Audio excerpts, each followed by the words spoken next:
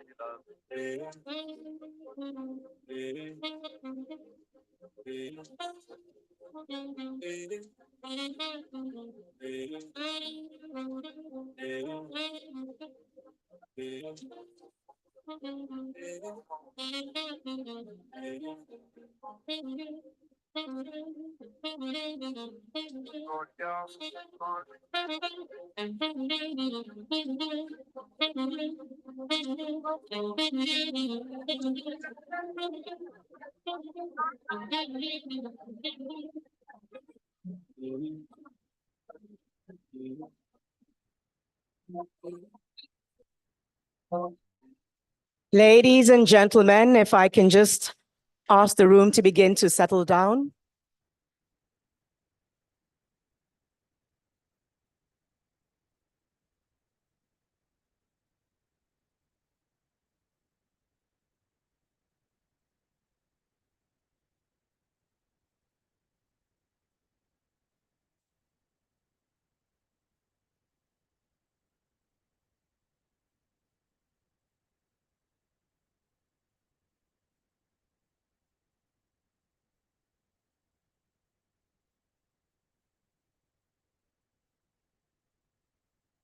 In the interest of time and in the spirit of honoring a lot of you who came here early, you'll please allow us to begin the program. So once again, I'll just give you all just a moment to settle down so that we can officially kick off the program.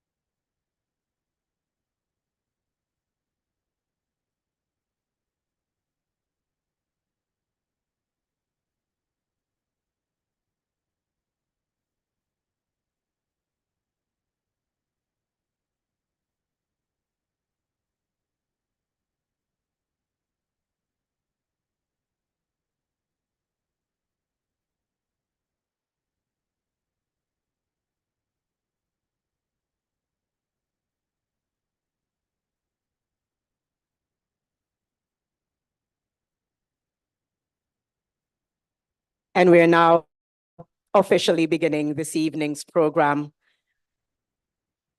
Excellencies, senior government officials, representatives of civil society organizations and women's organizations, heads of UN agencies, distinguished guests, ladies and gentlemen, all protocols observed. Good evening. Karibuni sana, welcome to Nairobi, and welcome to the Future of Finance and Women's Economic Empowerment. My name is Janet Mbogwa. I am a media personality, author, advocate, and very much an ally in the space of gender equality and in the space of male allyship and whatever it is that we need to do to get the world towards an equal future. So it's a pleasure to be here to welcome you to this event organized by UN Women and the Africa Development Bank Group. I'll give a little context as to why we're here this evening. UN Women and the African Development Bank Group are pleased to present UN Women's Economic Empowerment Strategy.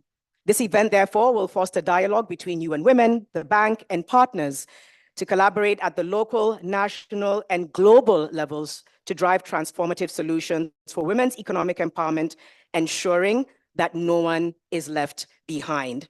We say it all the time, let's continue to carry that same spirit wherever we go. Let's ensure no one is left behind. In 2024, UN Women developed the Women's Economic Empowerment Strategy, which are UN Women's vision to enable women to thrive and economies to prosper. The strategy aims to address the systemic barriers that hinder women's full participation in the economy. The African Development Bank Group prioritizes gender equality and women's empowerment as central to achieving sustainable development. And so that's going to be the spirit of this evening today. There are cards and programs on some of the tables. There's QR codes that you can scan to begin to fully understand and immerse yourselves in the vision that's been outlined here today. And now, for some welcome remarks, I would like to welcome Hodan Adu, UN Women Deputy Regional Director for East and Southern Africa. Let's give her a warm welcome as she makes her way to the stage.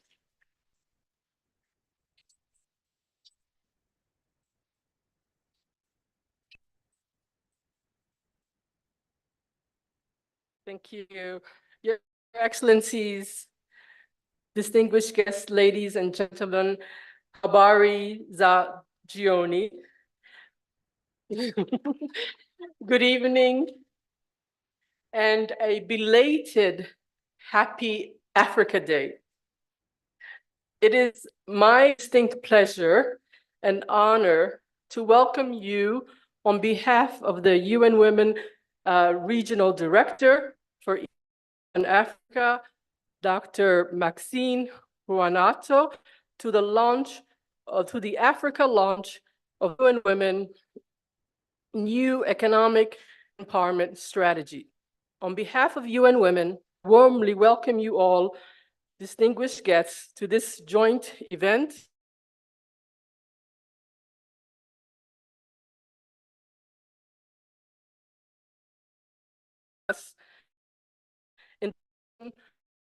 In women's economic empowerment in East Southern Africa. African development is a strategic partner through various collaborative initiatives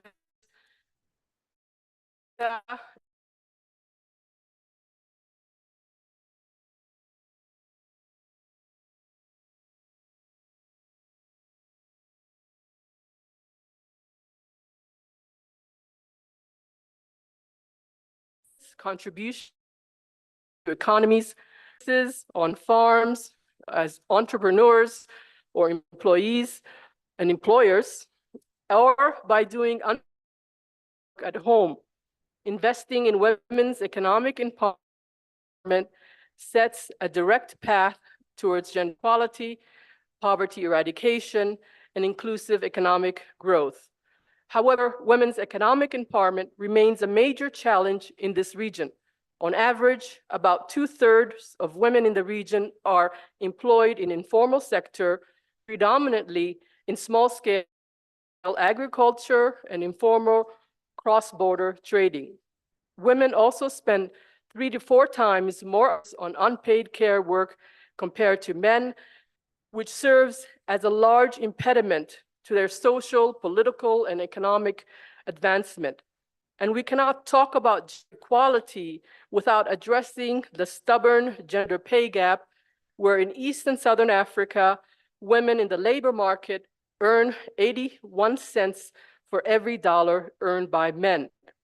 Addressing these challenges need new ways of thinking and that consider how gender and intersecting forms of discrimination are embedded in economic systems, with strategies that address the impacts of macroeconomic policy and seek gender-responsive solutions at both local and global levels.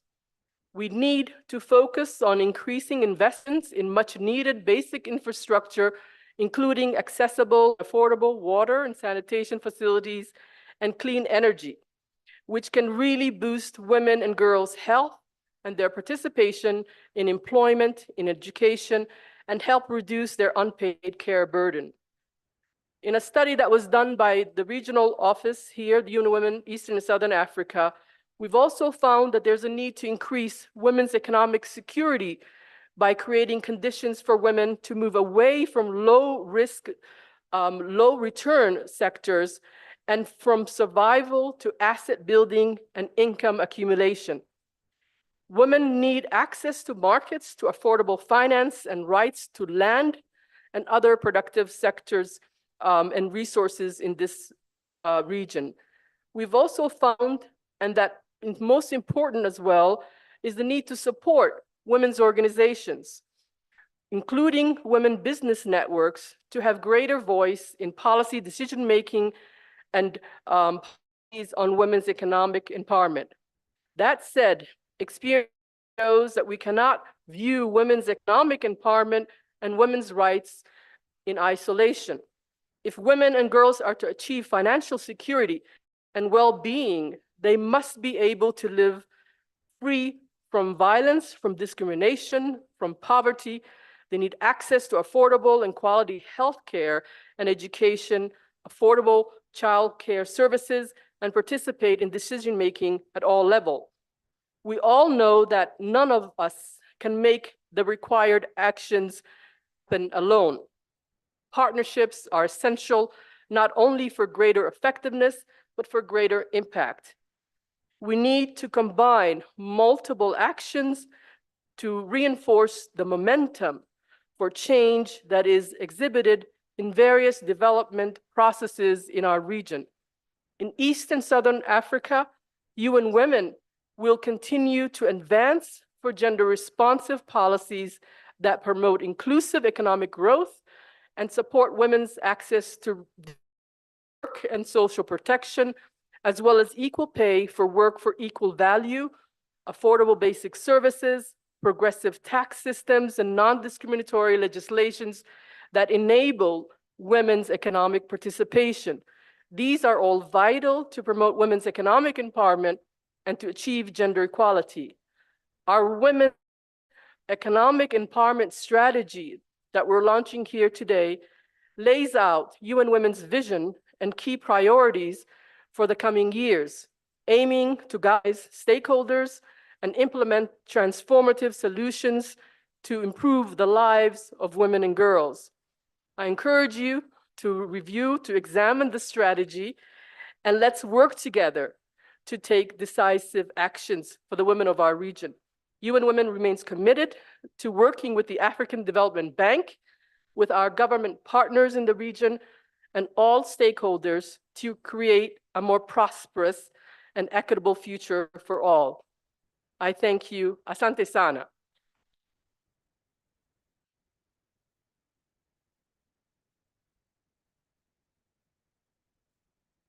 Thank you very much for those remarks, Hodan.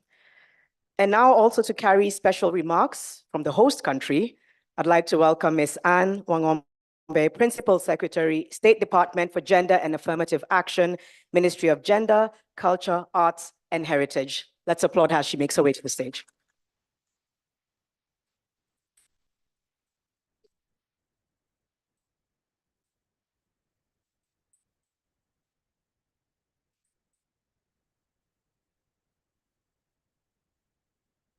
Excellencies, senior government officials, representatives of civil society organizations and women organizations, fellow heads of UN agencies, distinguished guests, ladies and gentlemen, good evening and greetings to you all.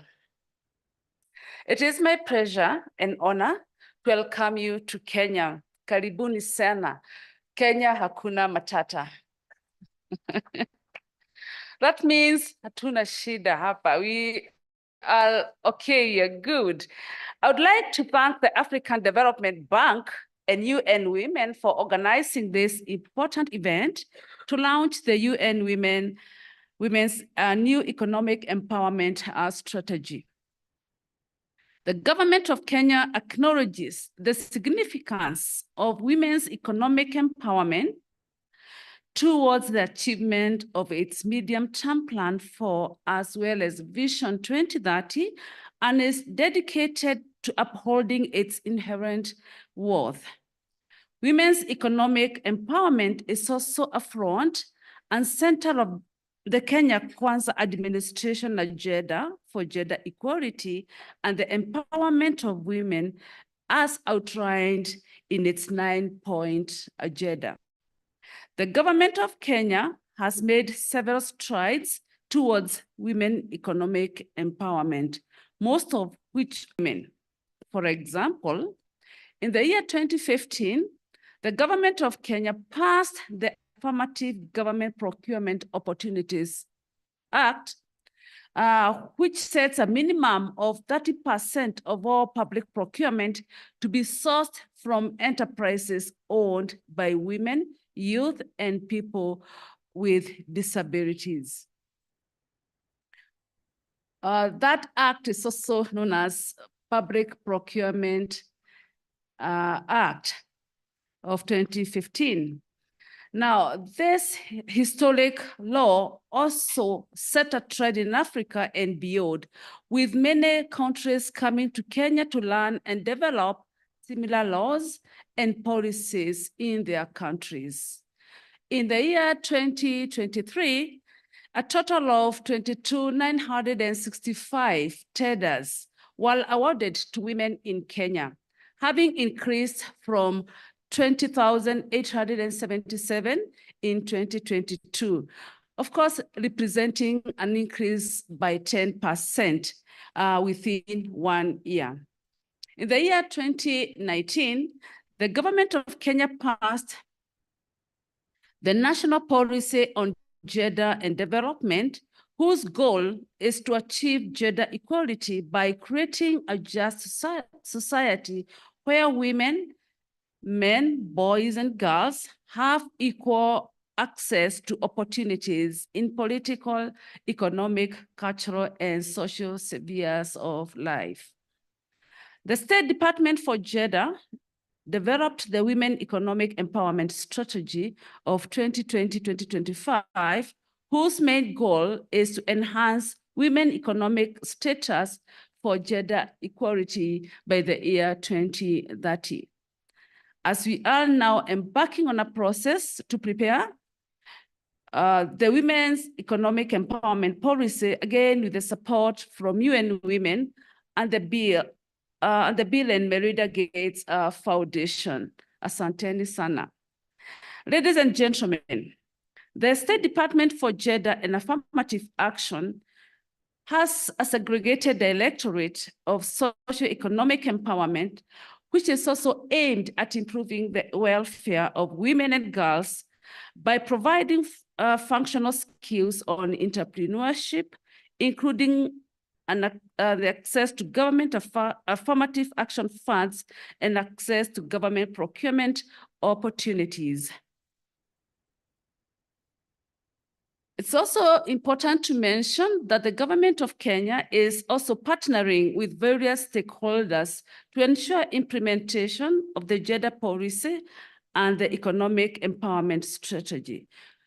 For example, we have partnered with African Guarantee Fund and the African Development Bank through its affirmative finance action for Women in Africa initiative to create an environment where Kenyan women can access financial tools for enterprise and development.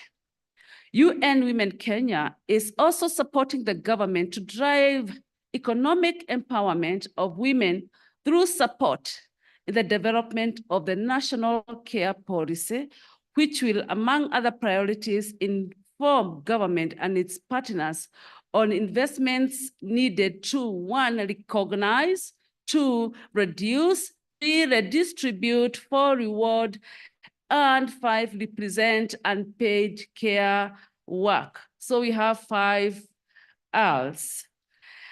Kenya becomes the second country only after Ivory Coast to develop such a policy. Again, providing learning opportunities to other countries in the African region and beyond. We will soon be launching it.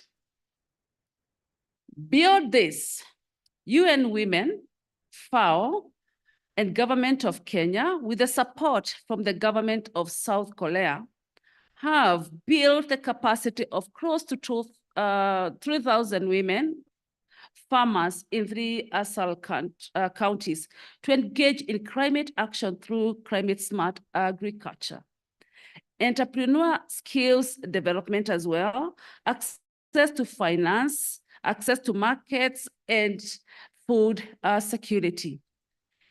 In the 3 ASAL counties, 734 women farmers increased their collective income from USD 17,640 in 2022 to USD 202,174 in 2023. This is a clear demonstration of the transformative power of investments of women's economic empowerment.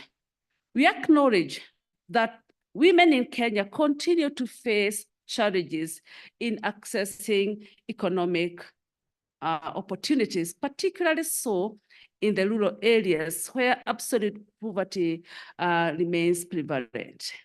We also recognize that ongoing crises such as floods are induced by climate change. They continue to push women into deeper poverty. We note, therefore, the need for continued investment in programs and initiatives that address underlying structural barriers to women's economic empowerment, as well as efforts to change cultural attitudes and norms that perpetuate gender inequality.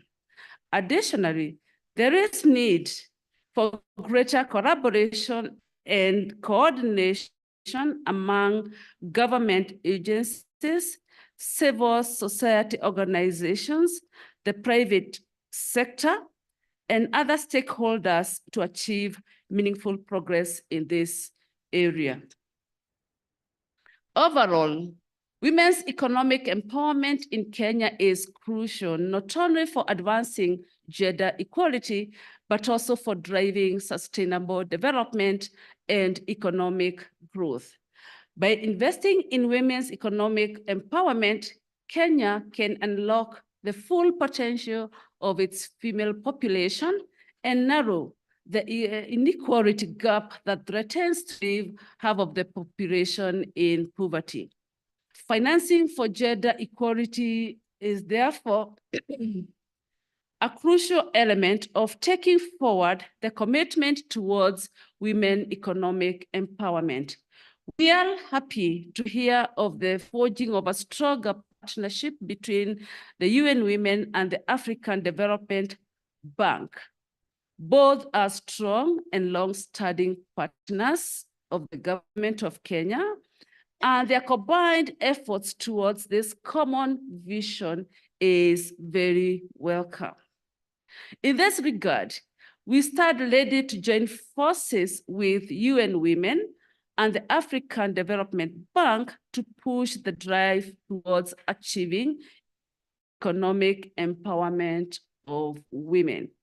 Our commitment extends to facilitating the execution of UN Women's new economic empowerment strategy, furthering our collective efforts towards realizing the sustainable development goals.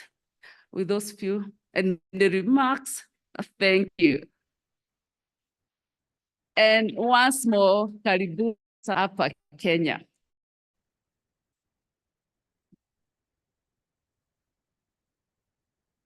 Thank you very much for that, Honorable Anne Wangombe, for inviting us. So karibuni by now, I think those of you who are not from Kenya means welcome.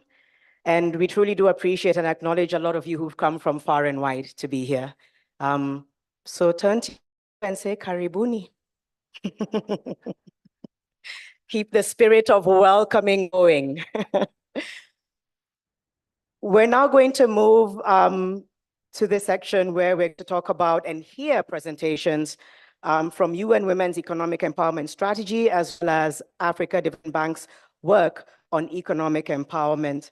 And so as I invite Dr. Jemima Njuki, Chief Economic Empowerment, UN Women, to shortly make her way to the stage where she'll be presenting us with some amazing remarks and insights. I'd also like us to turn our attention to the screen where we're going to a video that shows women's economic strategy. And so we invite you to just take a look and take in the insights as we invite Tari to make her way to the stage. Thank you.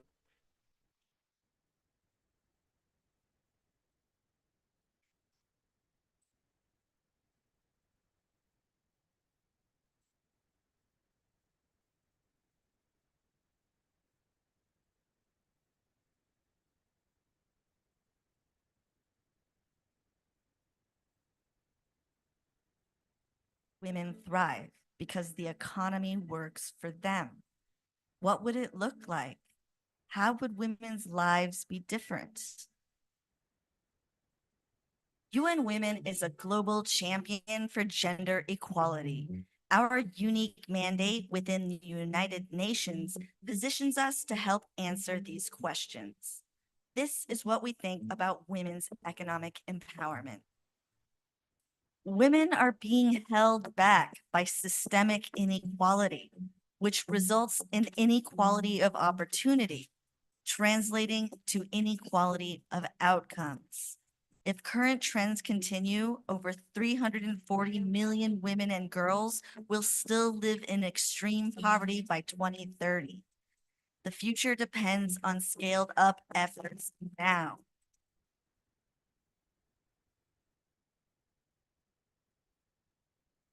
Women's economic empowerment goes beyond connecting money with women who need it. Women must be able to exercise their agency and autonomy over that money and income to improve their well-being and the world they live in. Legal frameworks must guarantee equal human rights and justice for women, and growth must be distributed to benefit women in all of their diversity, leaving no one behind. Our strategy for women's economic empowerment focuses on 3 priorities: women and the world of work, transforming care systems, and gender-responsive climate action. 3 cross-cutting areas underpin these priorities: financing for gender equality, gender-responsive macroeconomic policies, and changing social norms. UN Women will drive action through 5 pathways: global norms, national policy and implementation, multi-stakeholder partnerships, data, and convening. Join us in working for women's economic empowerment.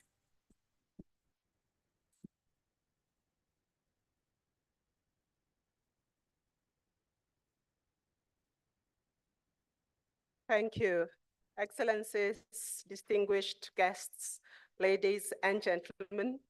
It is such an honor and a great pleasure for me to be here today to launch UN Women's Economic Empowerment Strategy here in the region.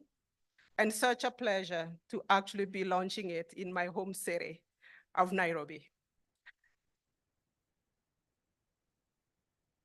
It is also so good to see so many of you here, so many champions of gender equality and women's economic empowerment.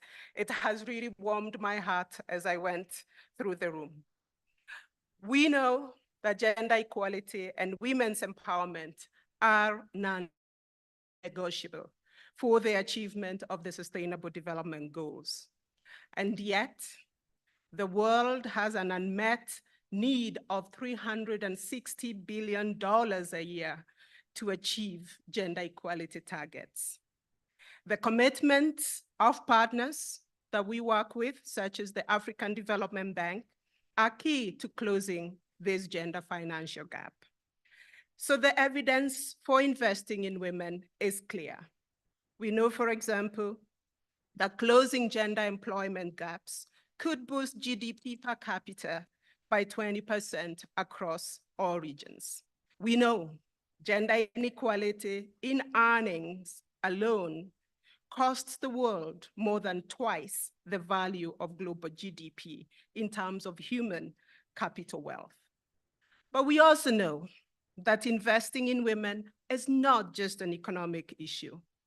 Investing in women means investing in human rights, investing in sustainable development. It means investing in peace and in resilience and leaving no one behind. It is therefore unimaginable that we can think of affecting any transformative change in the areas of reducing poverty, driving sustainable economic growth, or even fostering solutions to climate change without achieving gender equality and the empowerment of women and girls around the world. So we have put a lot of thought in developing a new strategy for women's economic empowerment for UNWOMEN. We have prioritized 3 key areas: transform care, transform work, and transform climate. In transforming care systems, we know we could create up to 300 million new jobs by 2035 if we have targeted investments in the care sector. We are working closely and will continue to work closely with governments. I am extremely proud of my own government, the government of Kenya, for developing a national care policy, because we believe that care must remain a public good. But we are also working with financial institutions, including over 68 public development banks that are part of a gender coalition of the Finance in Common, a network of 525 public development banks that the African Development Bank are part of to really drive investments into the care sector. In transforming work, we are looking at 2 key areas: women who are already in formal employment, where we have been seeing a 20% persistent, stubborn gap in pay. We are paying women less than their worth. It is totally unacceptable. And so we want to close with all of you that gender gap, where women are being paid, even in this region, 81 cents for every dollar that a man is paid. But we also want to prioritize those women who continue to be in the informal sector. We are working closely, for example, with the African Development Bank to support women's entrepreneurship and to support women's access to finance.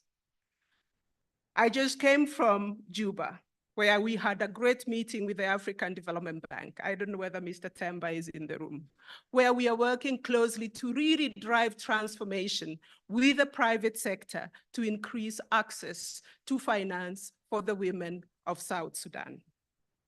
We can't do this without these kinds of partnership. We are transforming climate because we know in the face of climate, we are having disproportionate impacts on women and girls. And here we are working at the global level to make sure we have normative standards that recognize the value of investing in women, the value of having women in decision-making. But we are also working closely with partners on the ground, including the African Development Bank, on making sure that women are part of the just transition, that they are not just a market for renewable energy, but they are also innovators and entrepreneurs in the renewable energy sector. In implementing this strategy, we are looking at multiple levels. We know women have been driving our economies, whether through paid work or unpaid care work, but we want them to hold the power, the economic power that will help us drive to even better transformation. So we are working directly with women leaders, with women entrepreneurs, with women in different sectors. But we also want to work at another level to drive investments, to drive resources so that they are in the hands of women, whether those resources are financial resources or whether they are rights to the land that they work. We also want to work at a third level, and that's the systems. Our systems must work for women.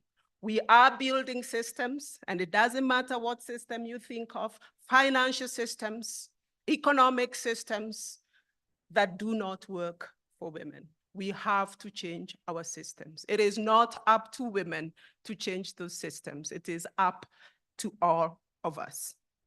So I just wanted to say, we need to be clear about one thing, that without the financial resources that are needed, our ambitions are just goals without action.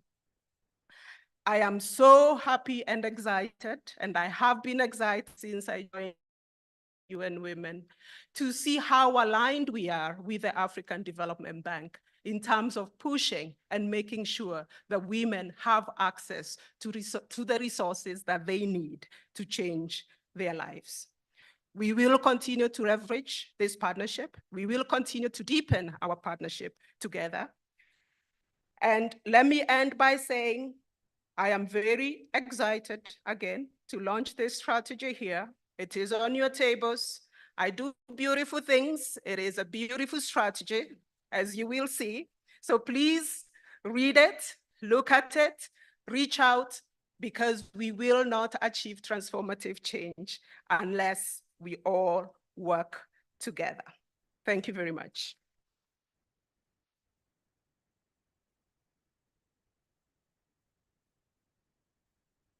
Thank you very much for that, Dr. Jemima Njuki. And yes, as she's directed all of us, if you can grab a copy that's in front of you, just get familiar with the strategy. It's a call to action that this is something that we can only achieve together and collaboratively. And so it starts today, this evening in this room. I'd like to recognize Dr. Martha Firi, if I could just recognize her. She can wave.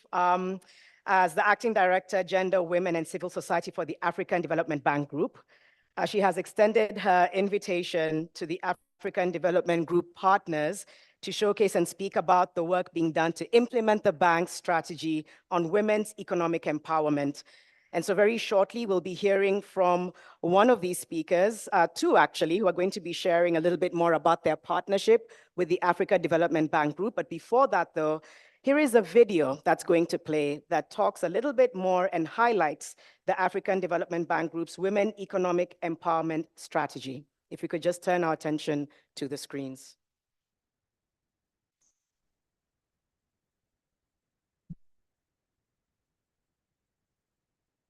Gora ratakawana apa rakagora rakatotishambisa nyangwe nesu kuti nzvimbo iyi yanga iri diki asi atipa goro rinani.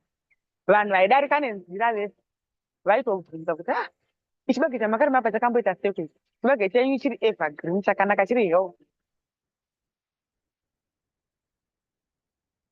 In all corners of the continent, the African Development Bank has been leading change for women empowerment.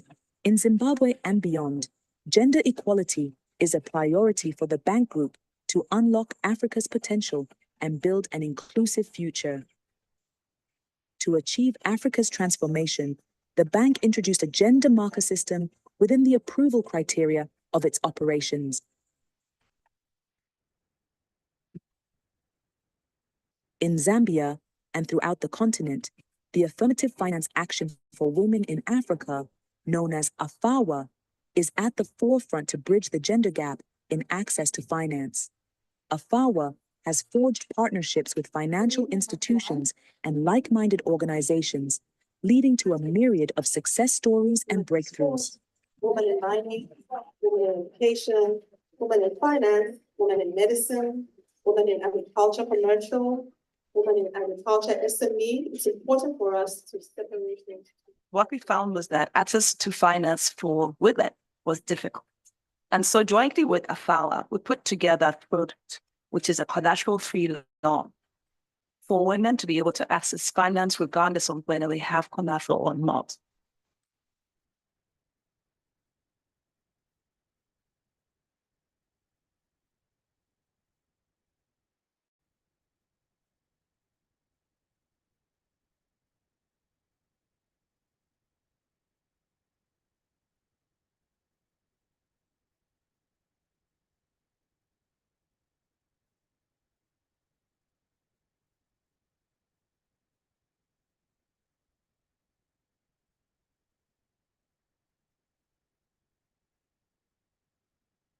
The bank's gender interventions leave no one behind.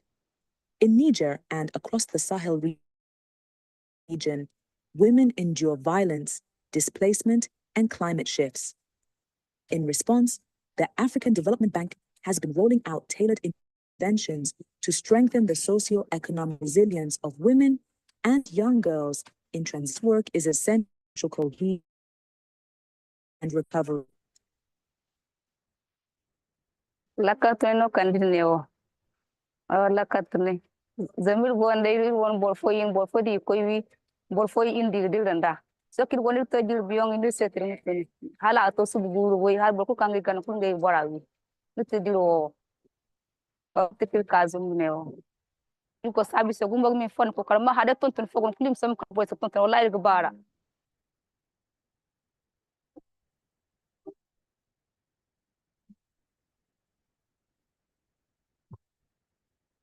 In Tanzania, solutions for water, sanitation, and hygiene are also crucial to reduce unpaid care work, boost women's livelihoods and welfare. The bank is therefore investing in gender-responsive WASH programs and infrastructure to ensure girls are kept in schools and their future isn't hindered.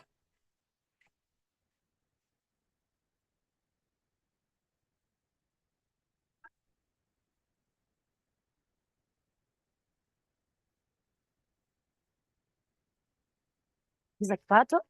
Sasa hivi nimeshapata biashara yoyote ya kuingiza kipato, ilikuwa haipo. Sasa hivi nina uwezo wa kukula ndizi, na uwezo wa kukula mboga kwa wakati.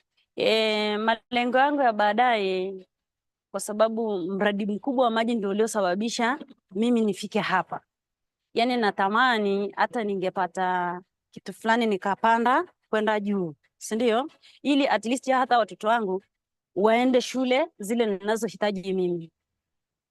Improving the quality of African lives is one of the bank's high five priorities.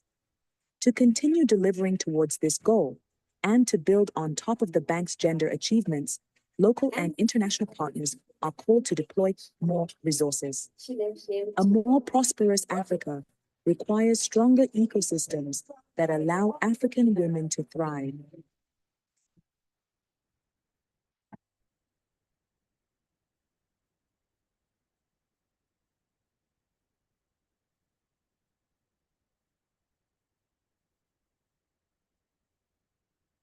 One of the partners, we welcome to the stage Mr. Jules Ngankam, CEO of the African Guarantee Fund. A round of applause.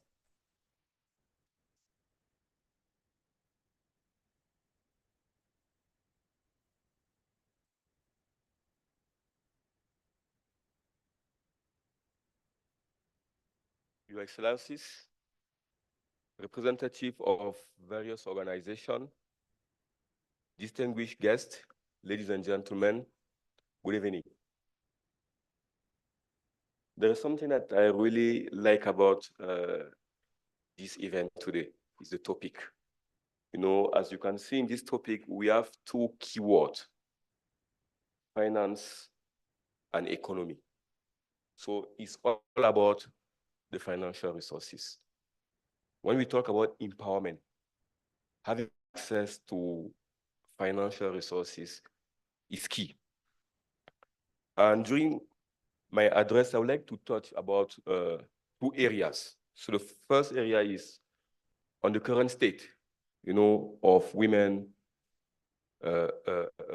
accessing to finance. And the second area is on the solution that we are implementing to address the various challenges. So on the current state, as we know, in every market, we have two sides. We have the supply side and the demand side. And the women SME, they're on the demand side. Demand for financial resources, the demand for the financial services. And this is where we have the women SMEs, the women entrepreneur.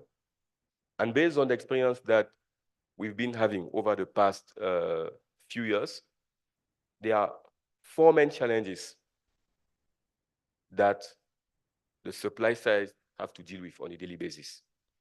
So the first one is the lack of collateral. You know, as you know, for social reason, for cultural kind of reason, only 3% of women in Africa have access to land.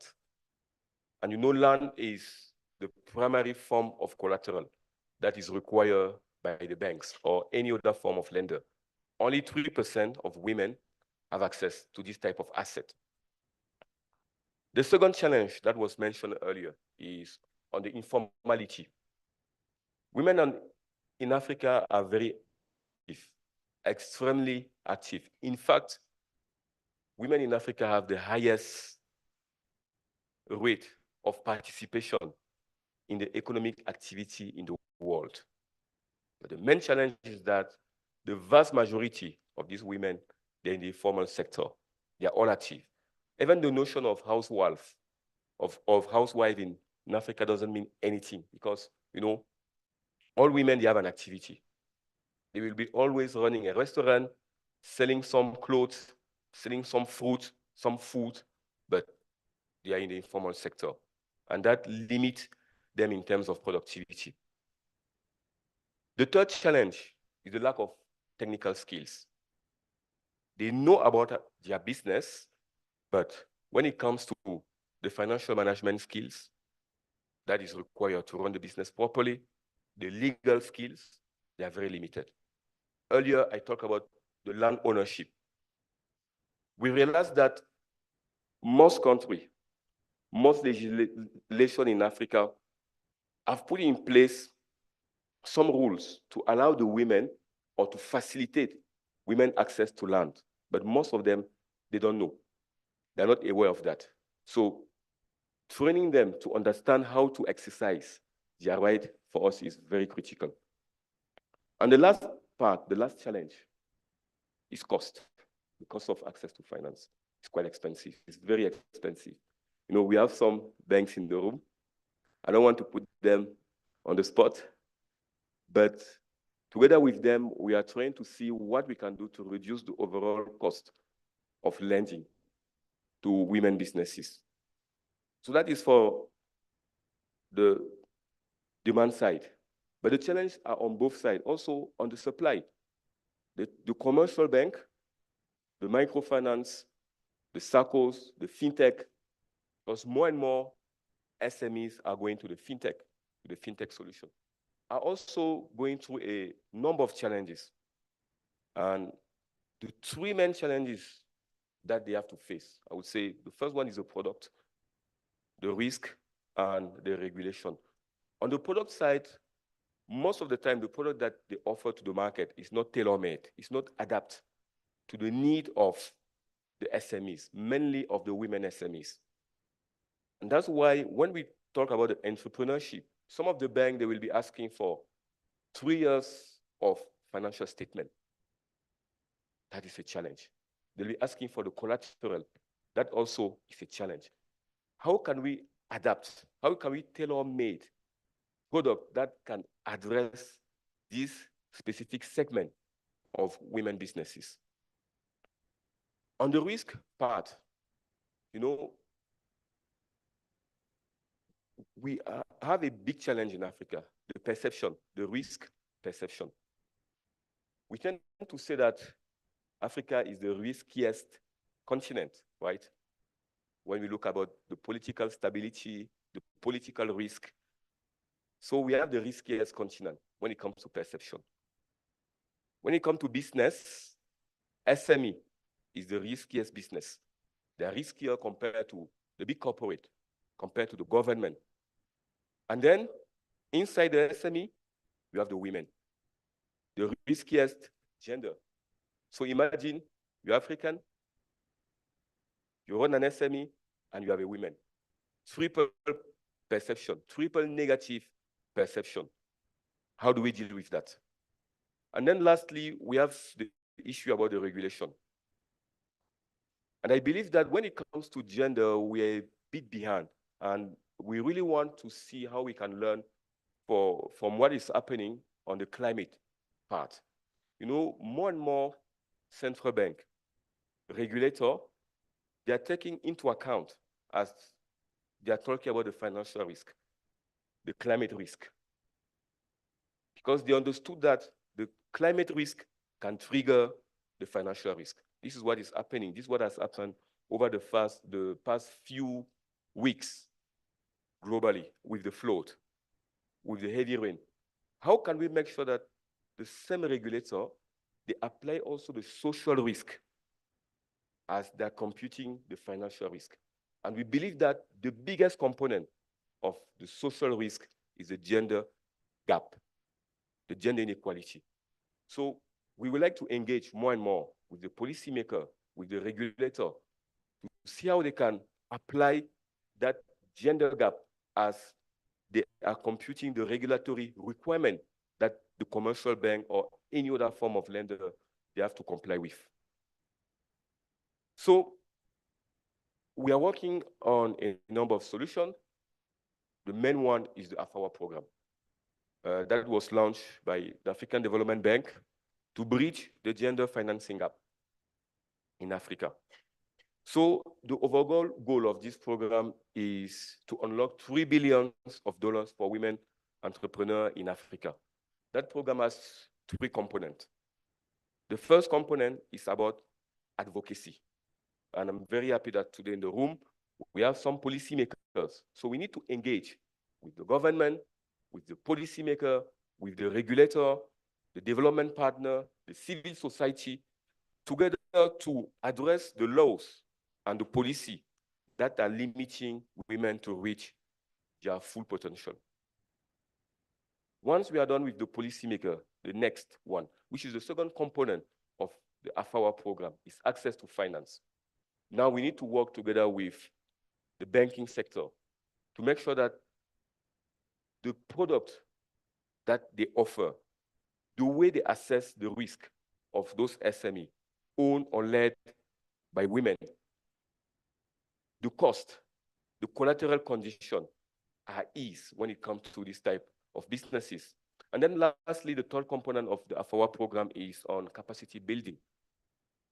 We need to organize training, mentorship, to make sure that those SME are capacitated, they are loan ready, and they have the ability to manage the financing they will get access to. So designing product for us is critical. Making sure that those SME have the right capacity is also very important. So we are very proud to offer those solutions to the commercial bank. You know, as the African Guarantee Fund, our main goal is to de-risk the investment, the capital that the commercial bank are offering to the women SMEs. But before we de-risk, we need them to take the risk first. So that's why working together is very important. Up to date, we have been able to sign guarantee agreement with more than 100 banks on the AfDB program in 29 countries in Africa And this bank, they have disbursed more than $500 million to 18,000 banks. One of the important aspects. Thank you. So we have been also able to work with those banks to launch new products to address the challenges faced by women. Some commercial banks already had an existing product. We worked together with them to see how to improve those existing products. And we are working today in Kenya with the top 20 banks, again, to see how we can scale up, how we can further accelerate the support to women businesses. We have also organized a series of meetings, what we call the AFAWA Financial Series, and also the AFAWA Breakfast in many countries in Africa. We went to Tanzania, Congo DRC, to Ghana, to Angola, to Nigeria, Kenya, Togo, Mozambique, and Djibouti. And through that, we've met with many partners from the civil society, and mainly we've worked together with partners to train the staff of the commercial bank and the SME. So as I conclude, I would like to say one thing. Every generation has its fight. Every generation. And I believe that the fight of this generation is gender equality. And we are very privileged to be part of this fight. And I encourage you to give your best, because it's all about living a better world to the next generation. Thank you very much.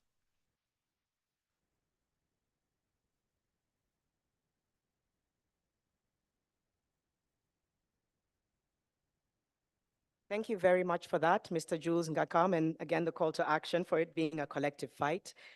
We appreciate that we are behind program, but we still really encourage you all to continue listening in and leading into the insights and data and stories that are coming out of the session today, as we still have more. We will try our best to move things along as swiftly as we can, but we also encourage you to understand that this is such a critical session. So let's just continue to patiently await all of the remarks as we build up towards a special session at the end.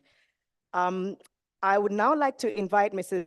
Elizabeth Wasuna Ochwa, Director for Business Banking, ABSA Kenya, who is representing one of the financial institutions partnering with AFAWA. As we just learned through the video, AFAWA is the Africa Development Bank Group's flagship initiative on women's economic empowerment. So let's welcome Mrs. Elizabeth Wasuna Ochwa to the stage.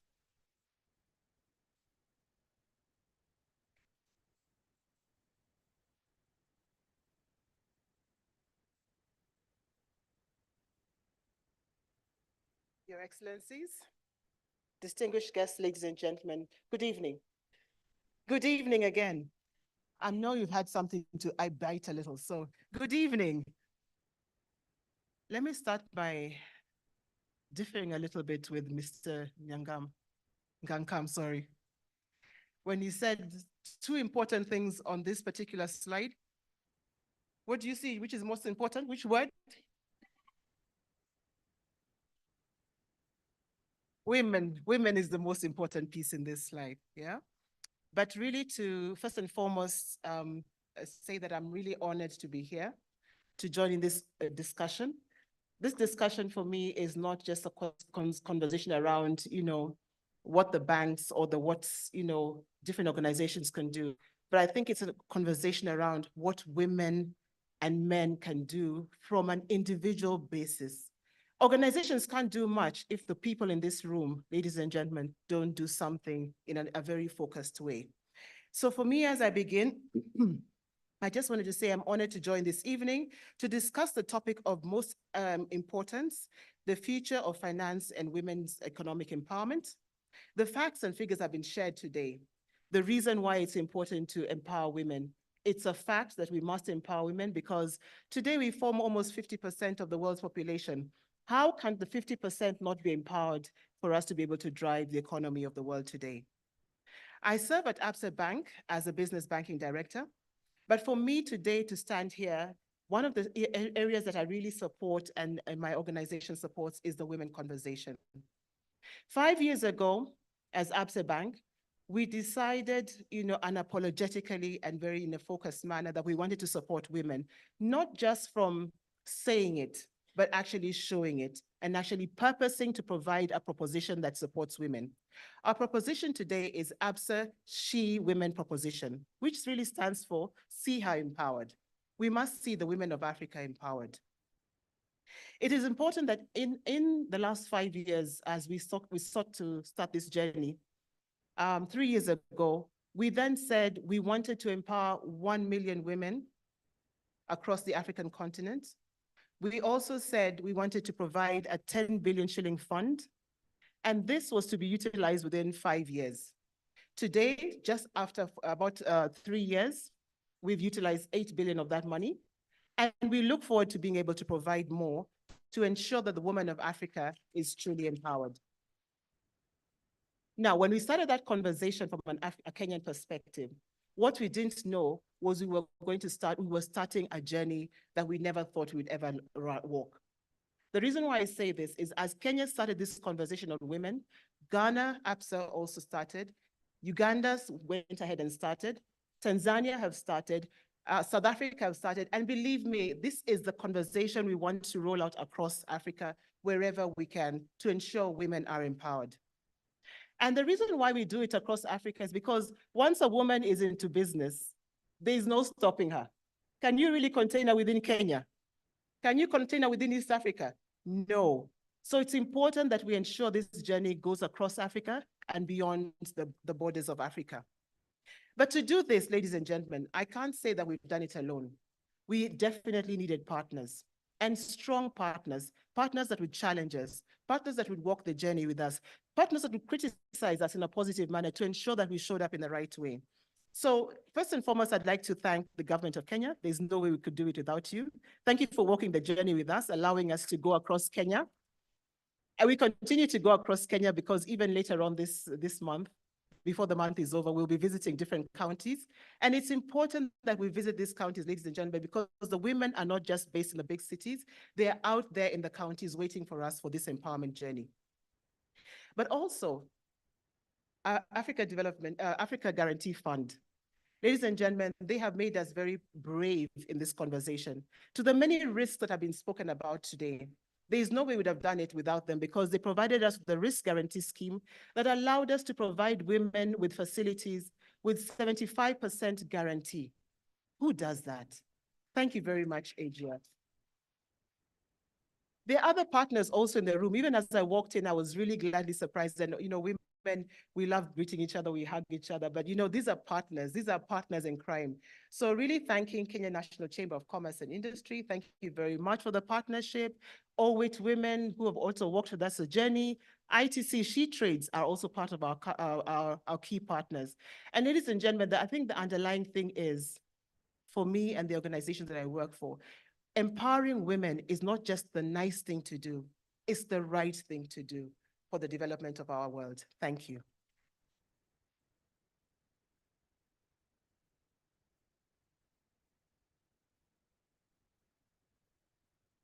Thank you very much, Elizabeth Wasuna Ochua. It's not the nice thing to do, it's the right thing to do.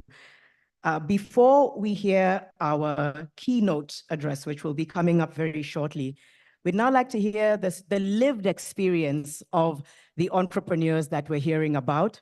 So I'm going to ask Pauline Otila to be on standby. She's going to be sharing a presentation with us in just a few moments to walk us through that journey of what is being captured in this room today about why it's important that we empower women, why it's not the nice thing, but the right thing, and why it really is the future of our continent and beyond. So if we do have Pauline's presentation ready, I'd now like to ask her to come on the stage, and she'll just share a few moments of her story and her organization. So let's welcome her warmly. You okay?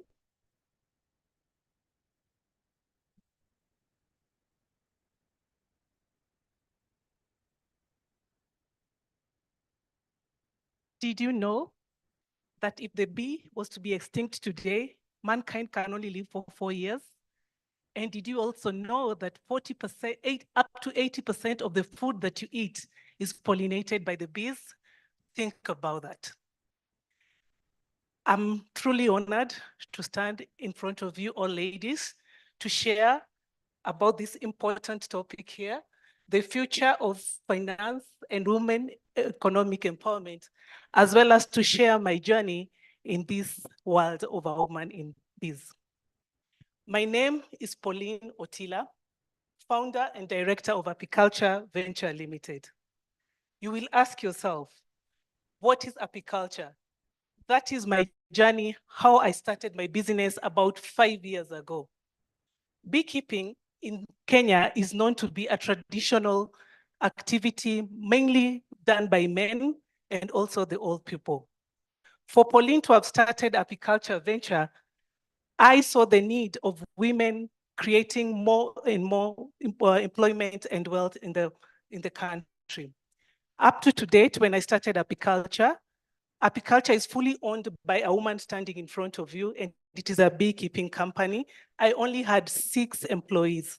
To date, I have managed to employ 22 women in the beekeeping space. This is not an easy activity, as it was seen that indeed it is a man's job, but a woman did make it happen. I have a dream to work with small-scale women in the rural areas. On the screen, these are women that I work with in Tana River region, and this is what actually made me to go into the beekeeping space, looking at the small-scale farmer who is indeed not appreciated in this space. One of the key things that I seek to look at is to improve the small-scale livelihood using modern beekeeping that is transitioning from the traditional beekeeping and providing modern beekeeping equipment to these women. This journey has not been easy. It has come with so many challenges, and one of the outstanding challenges is finance, what we are discussing today. I am one privileged woman here to have been held my hand by quite a number of organizations. I am an alumni of the AFAWA, which is through a program called HeForShe, who are supported fully by AFAWA. AFAWA not only helps women to be able to access finance, but partnering with organizations like HeForShe, I've been able to go through a mentorship program since last year. And this mentorship program not only shows you how to run your business, but as well helps in accessing finance.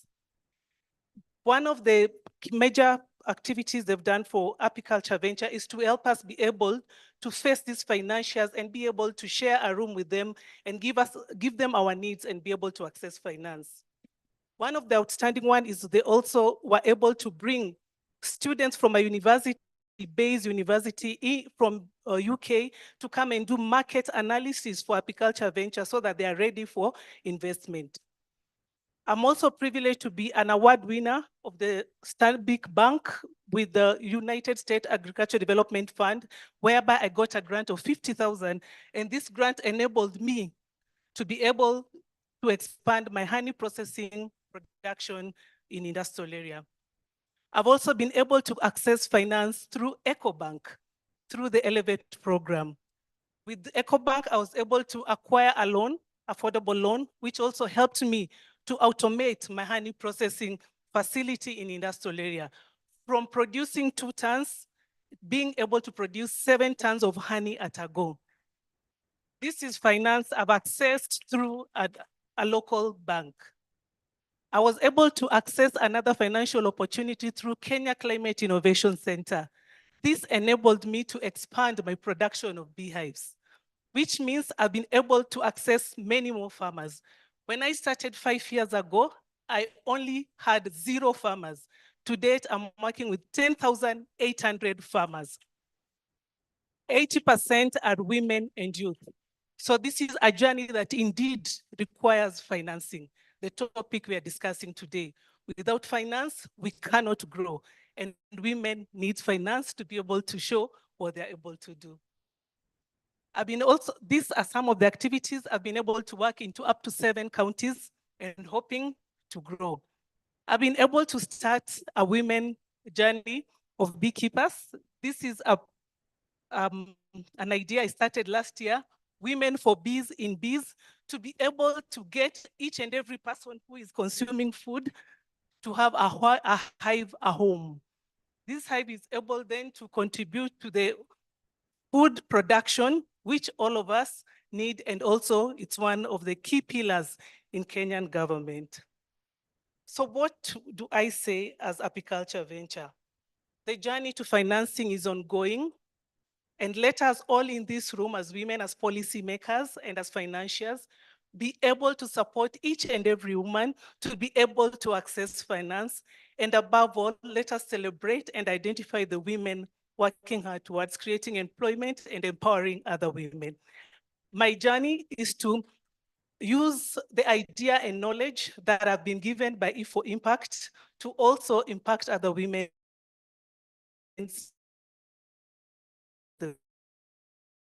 Much for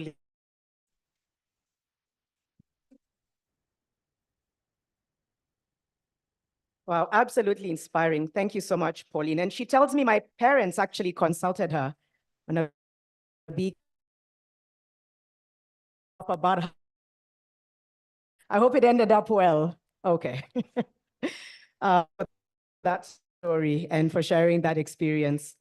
It is now my pleasure to invite Honorable Harriet Chigai, President's Advisor on Women Rights Kenya, to deliver tonight's address. A round of applause, please, as she makes her way to the stage.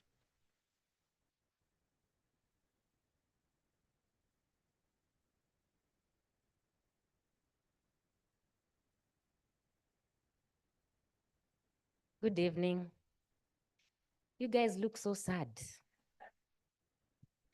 You know, Jules, and when ABSA were dropping figures, I thought we will get more excited because they're the ones with the money. And then when I look to my right, I see the one most powerful woman here who controls a lot of money. So then I'm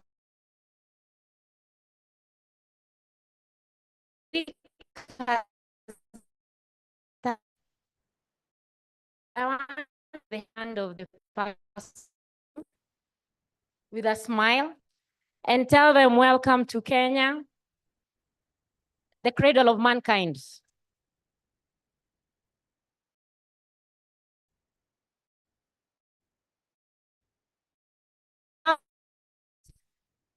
And now that I gave you my 1 minute,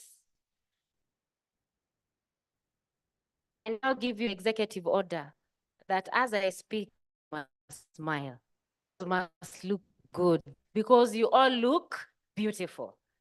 I thought I'll find half the room with men, because I believe men are also the good voice that we need on matters women. And the data shows they're the ones who carry the biggest briefcase. But we want to change that, isn't it? That's why we are here. So my name is Harriet Chigai. I'm the President's Advisor on Women's Rights, an advocate of the High Court of Kenya. I have served East Africa as the Secretary General within the East Africa, the East Africa Law Society, a former Vice President of the Law Society of Kenya, once aspired to be the President of Law Society of Kenya, but I happen now to be advising the President on matters women's rights. Cabinet level appointment. The reason as to why I have given that introduction is because everywhere I walk into a room, everybody says, she's too young. And most of them dismiss me until they hear my voice. And I have to tell you that story because I've seen many young women in this room. You can be whatever it is you want to be. Age is just but a number. They are too old. I can also tell you, age is what you feel. If you want to feel 80, you'll feel it. If you want to remain 16, you'll remain 16.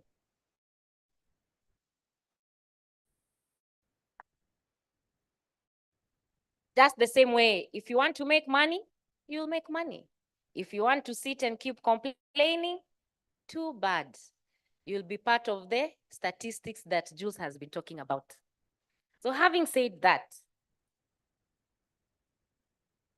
Mrs. Nena Mwabufo, Director General, East Africa, General Eastern Africa Region, Africa Development Group.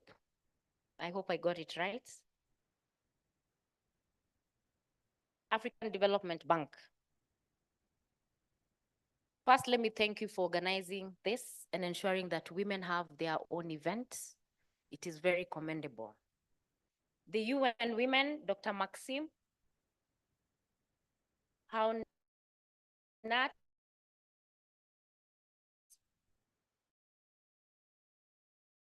Regional Director for also have amongst us Jules Ngakam, advance the space for women. I really laud you for the work you're doing within this space. Dr. Demai Manjuki, I think she's also been in my office to discuss women economic empowerment. And I am truly proud that you've actually actualized it and you now have the gender strategy out.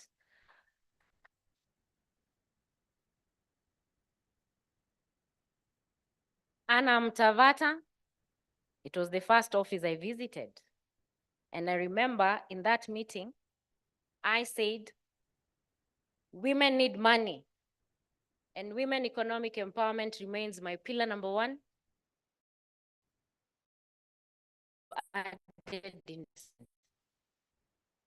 Women empowerment and invest. So thank you very much, UN Women and AfDB Bank for the work that you're doing within the women's space. Ladies and gentlemen, all protocols observed. Good evening.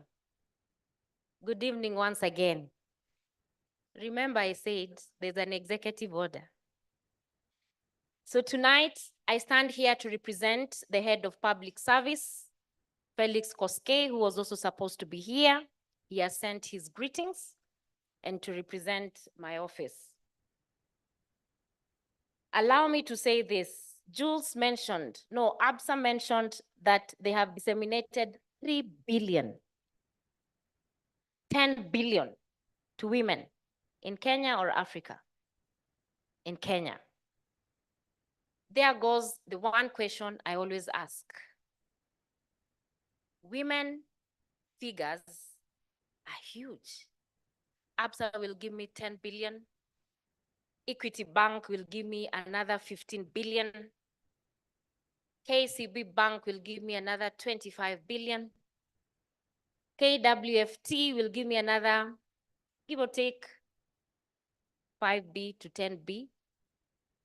But your reports are telling me that women are not bankable. Their reports are telling me that only 2% of women in this country are bankable. So the question then I have asked myself for the last 1 year is, where is the real-time data? What is the real data that we need to base our arguments on? I don't have the answer. I know the banks are cooking something, and I hope AfDB Bank, we are going to get the real-time data this time around. And that then tells me, if we have more than 20 billion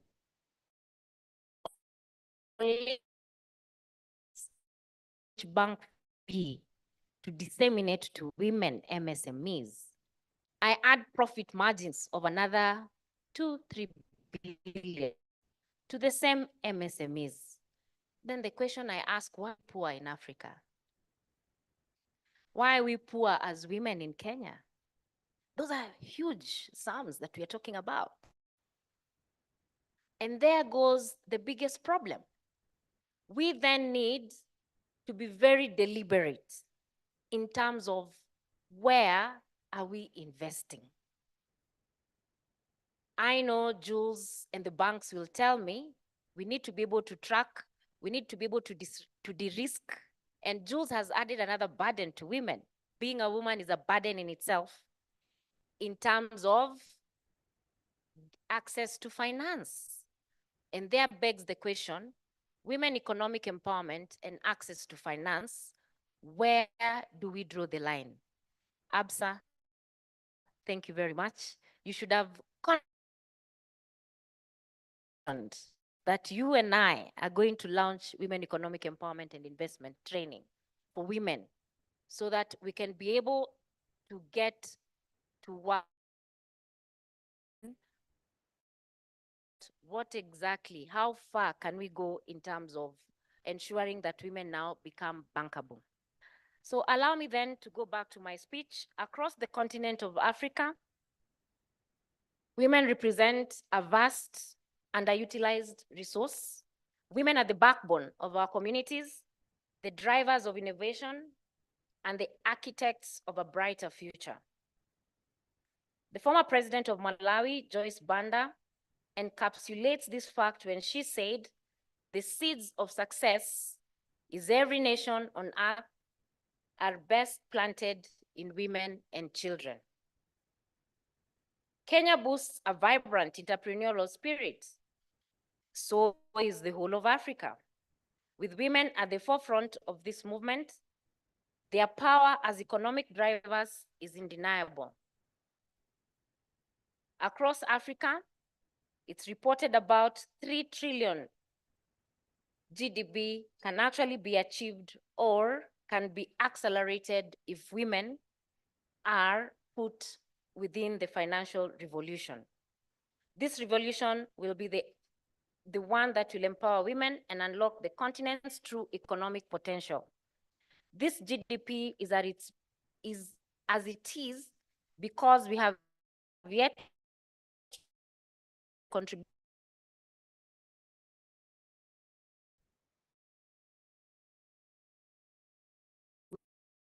country within East and Sub-Saharan to put the care policy in place. You can clap well. Despite women's endeavors, they remain trapped in poverty, including the burden faced as primary caregivers in their families. They juggle immense responsibilities, opportunities, and decision-making spaces. This not only has their personal growth and thriving, but limits the potential to be decision-making or to sit at the decision-making economy, country, national, regional, or global level. The economic rise of women is not just a moral imperative, it's a smart economic need.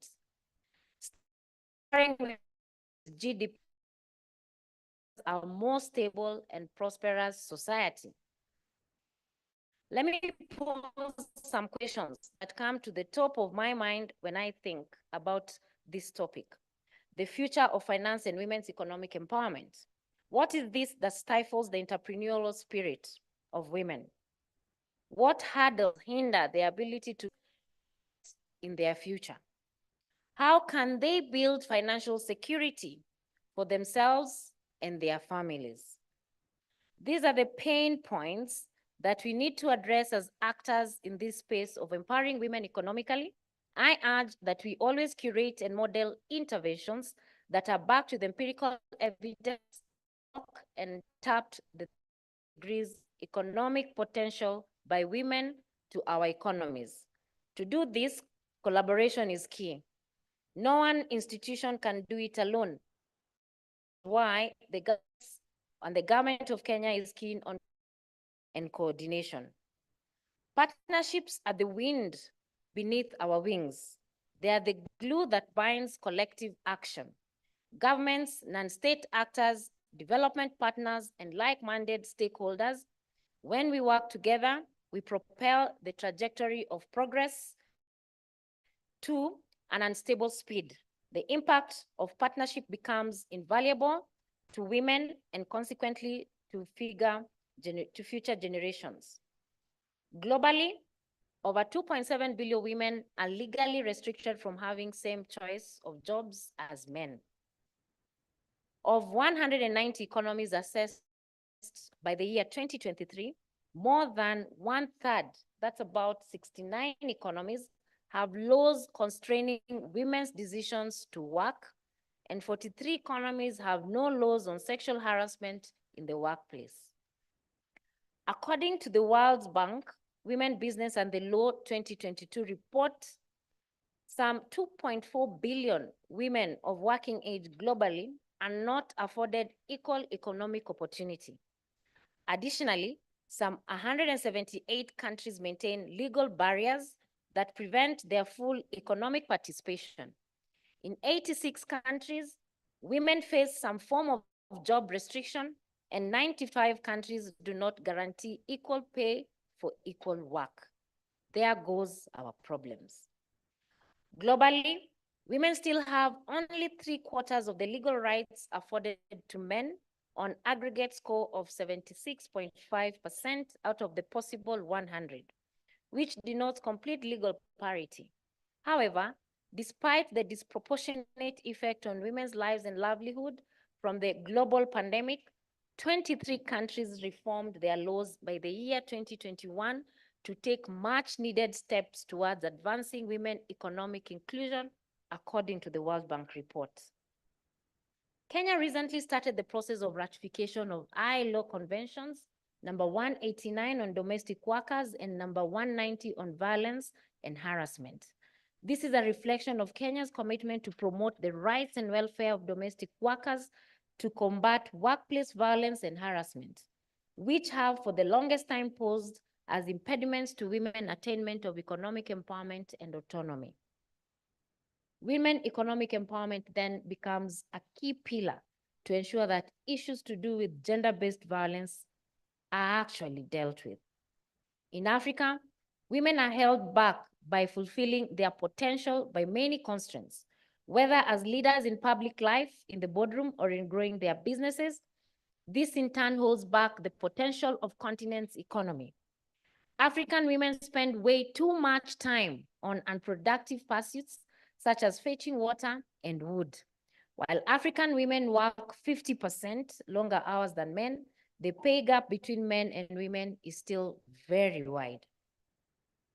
With the help of UNWOMEN, International Development Law Organization, there is a launch report here in Kenya, which has identified discriminatory laws that hold Kenyan women and girls back from achieving their full potential. A total of 9 laws or provisions must be repealed in whole or in part. 17 other laws must be revised or amended, and new laws must be enacted in 7 thematic areas to bring Kenya's legislative framework in line with its regional and international obligations on gender equality and women's empowerment. What that means, by reviewing laws and policy within Africa, this can actually actualize the dreams of empowering women and girls. All these statistics show recent advances on women's empowerment on this African continent and Kenya in particular, including many changes in law to promote equal rights for women.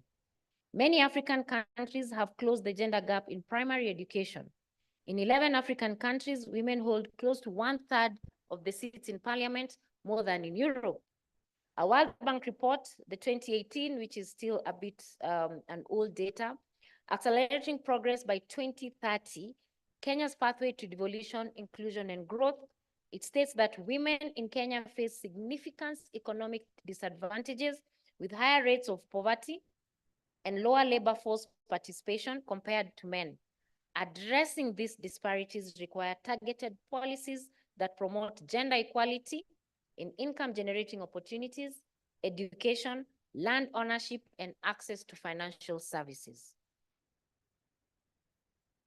Allow me to speak into the bottom-up economic transformation agenda and the Women's Charter, which are deliberate in tapping into the economic potential of women who are the majority in the small and micro enterprises. They outline financial support to women. They also address efforts to increase the participation of women in all economic, social, and political decision-making processes as forms of affirmative action, policy, to empower women. The government has continuously endeavored to put in place policies that dismantle discriminatory processes and practices and support women's access to finance, education, leadership positions, and markets. We have developed financial instruments that will keep addressing the challenges women face in access to affordable credit products, but we cannot do this alone. Programs that have already been put in place address issues to do with women economic empowerment and investments. Thus, the path to economic and financial inclusion for women requires transformative shift and collective action. This is a powerful force that unites individuals, organizations, and sectors towards a common goal. Though collaborative efforts, women can use their charmers to build trust and access to affordable credit. The benefits of collaborative approach is undeniable. We need the commitment of every individual in this room. I call upon the development partners, private sector, non-state actors to invest in women-led businesses. Let us go further and invest in education and skills training for girls and women. Studies have revealed that women are less likely to be entrepreneurs and face more disadvantages in starting businesses than men, especially in sub-Saharan Africa. This calls for an all-hands-on-deck approach in curating targeted solutions pegged on real-time data to tackle the financial inclusion gap. We have been talking about accelerating economic empowerment of women. Let us take a run. Investing in girls, I think you should clap.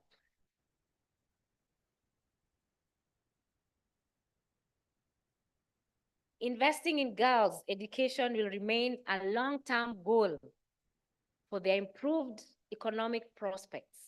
The government is keen on increasing girls' enrollment rates and ensuring they complete secondary education.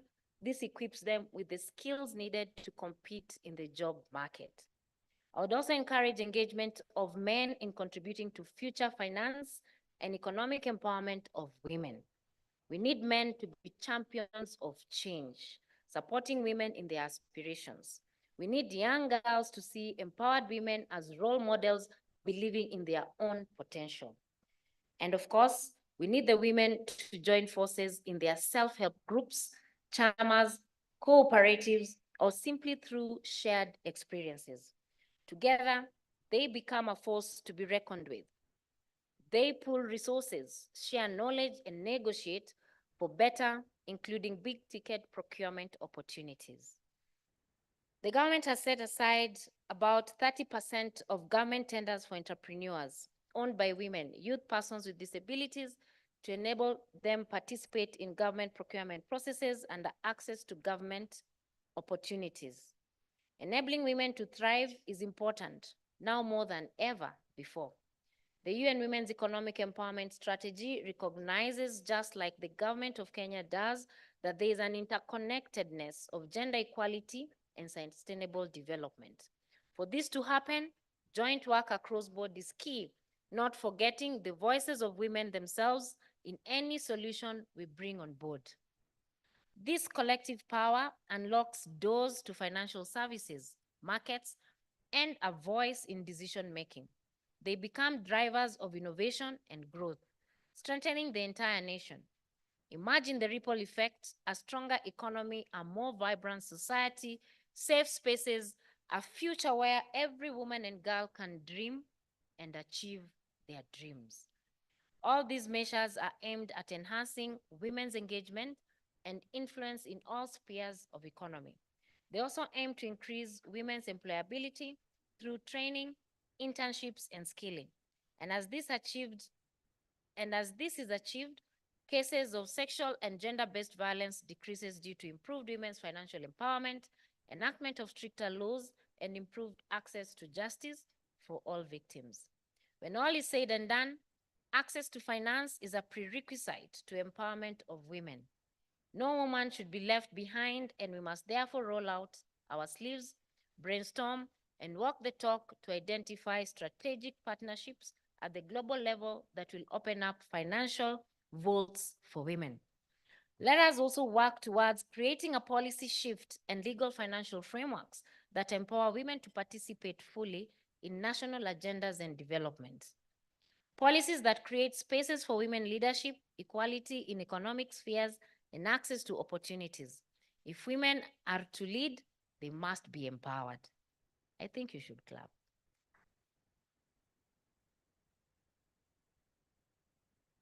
The path forward is clear.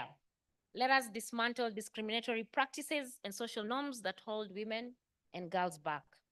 Today, we salute the strides being made and strategies being put in place by the Partnership of Africa Development Bank Group and the United Nations Entity for Gender Equality and the Empowerment of Women. The the $5 billion in finance for women-owned led enterprises across Africa that this program is gearing to deliver through AGF, the Africa Guarantee Fund, and I believe that is a forward series, is gearing to deliver by 2026 will unlock unprecedented milestones for women empowerment. I want to add investment to that. I'm a firm believer that this is the time to go beyond empowerment. And my many engagements with the bank and partners has been to empower and invest in women. I conclude, as I say, investing in women means investing in the people who invest in everyone else. Women are natural nurturers. Let us put our money in the women. Ladies and gentlemen,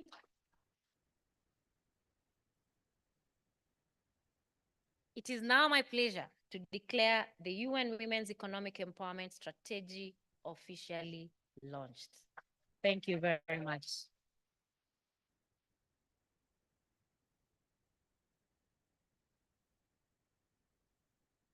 Thank you very much.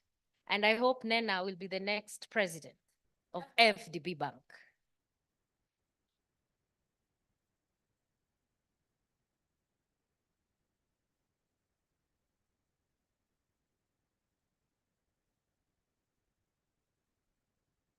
Thank you very much.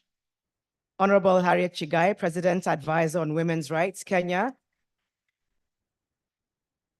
I think when it was declared launch, we were all supposed to lift them in the air and wave them. There we go. That's the photo op. Keep waving them. There's photos. There's photos. Right. Fantastic. Thank you. Thank you. Thank you so much. We are now moving to the final part of, and it's really in line with something that Honorable Harriet Chigai said. She mentioned that we also need men as allies in this space. And so I'm going to be inviting the two convening groups for today, and I'll kind of explain that in just a moment. We are now going to hear more about the HeForShe Solidarity Movement for Gender Equality initiated by UN Women, and the goal is men and boys as advocates and agents of change for the achievement of gender equality. And so before I invite Ms. Sarah Hendricks, who's the UN Women's Director of Policy, Program, and Intergovernmental Division, I'm going to ask us to first watch a short video, and then I'll come back and invite her and a few of her colleagues as well who'll join her on stage. So please, if we can run the video first.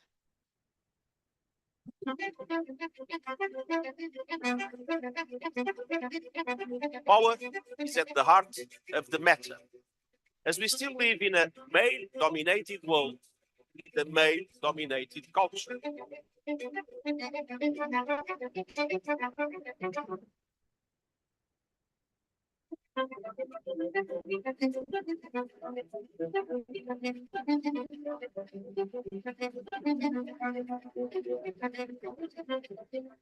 We want to end gender inequality.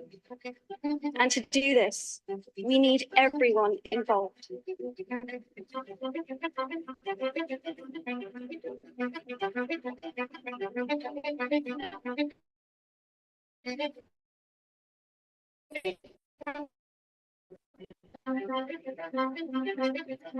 We men must play an active role in ensuring a more just world.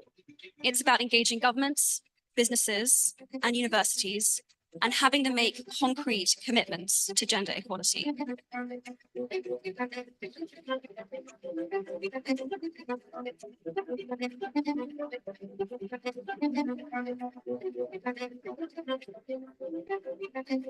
Why is it always women who have to break through the glass ceiling? Where are the men willing to throw boulders down through it? And so you do need men to partner in terms of undoing those injustices. When you look at things like pay equality. Gender equality and gender equity make 100% business.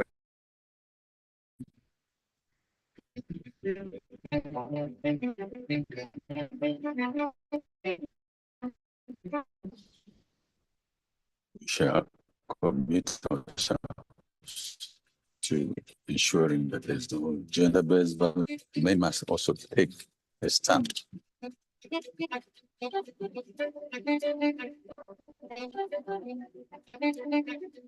Воспитывайте своих детей, объясняйте, что насилие – это неправильно, его не должно быть ни в каком виде. We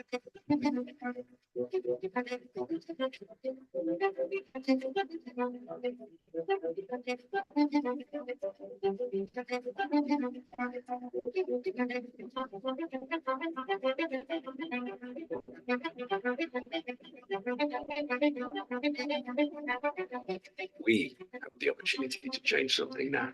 That's what HeForShe is about. Gender equality is good for everyone. Are you with us?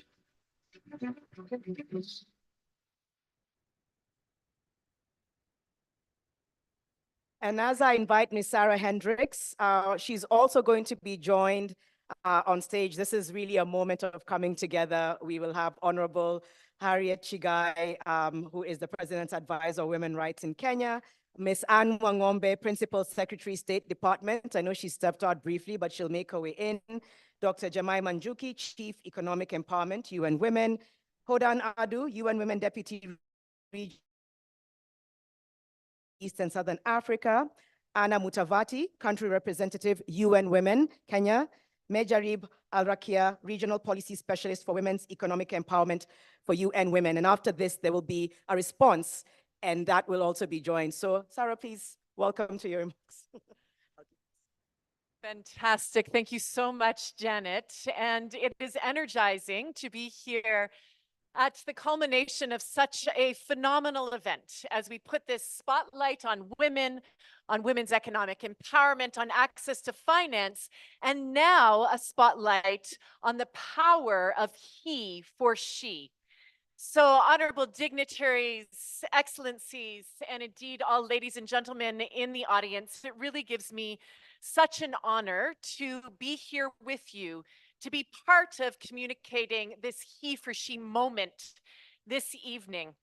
And excellencies, recognition of the African Development Bank's proven track record, a track record that you've heard tonight for yourself, a track record where the African Development Bank has committed in concrete ways to expanding finance for women across 29 countries already across the continent, to advancing concrete change through the application of the gender marker in their work and beyond. It is this kind of track record of advocating for gender equality that reflects the president of the African Development Bank's commitment, President Akinwumi Adesina, and his wonderful leadership team, where we know their leadership in this area is indeed concrete. And now we are excited to announce the African Development Bank as a HeForShe champion. And we are proud to announce this with the joining of the African Development Bank into the HeForShe Alliance.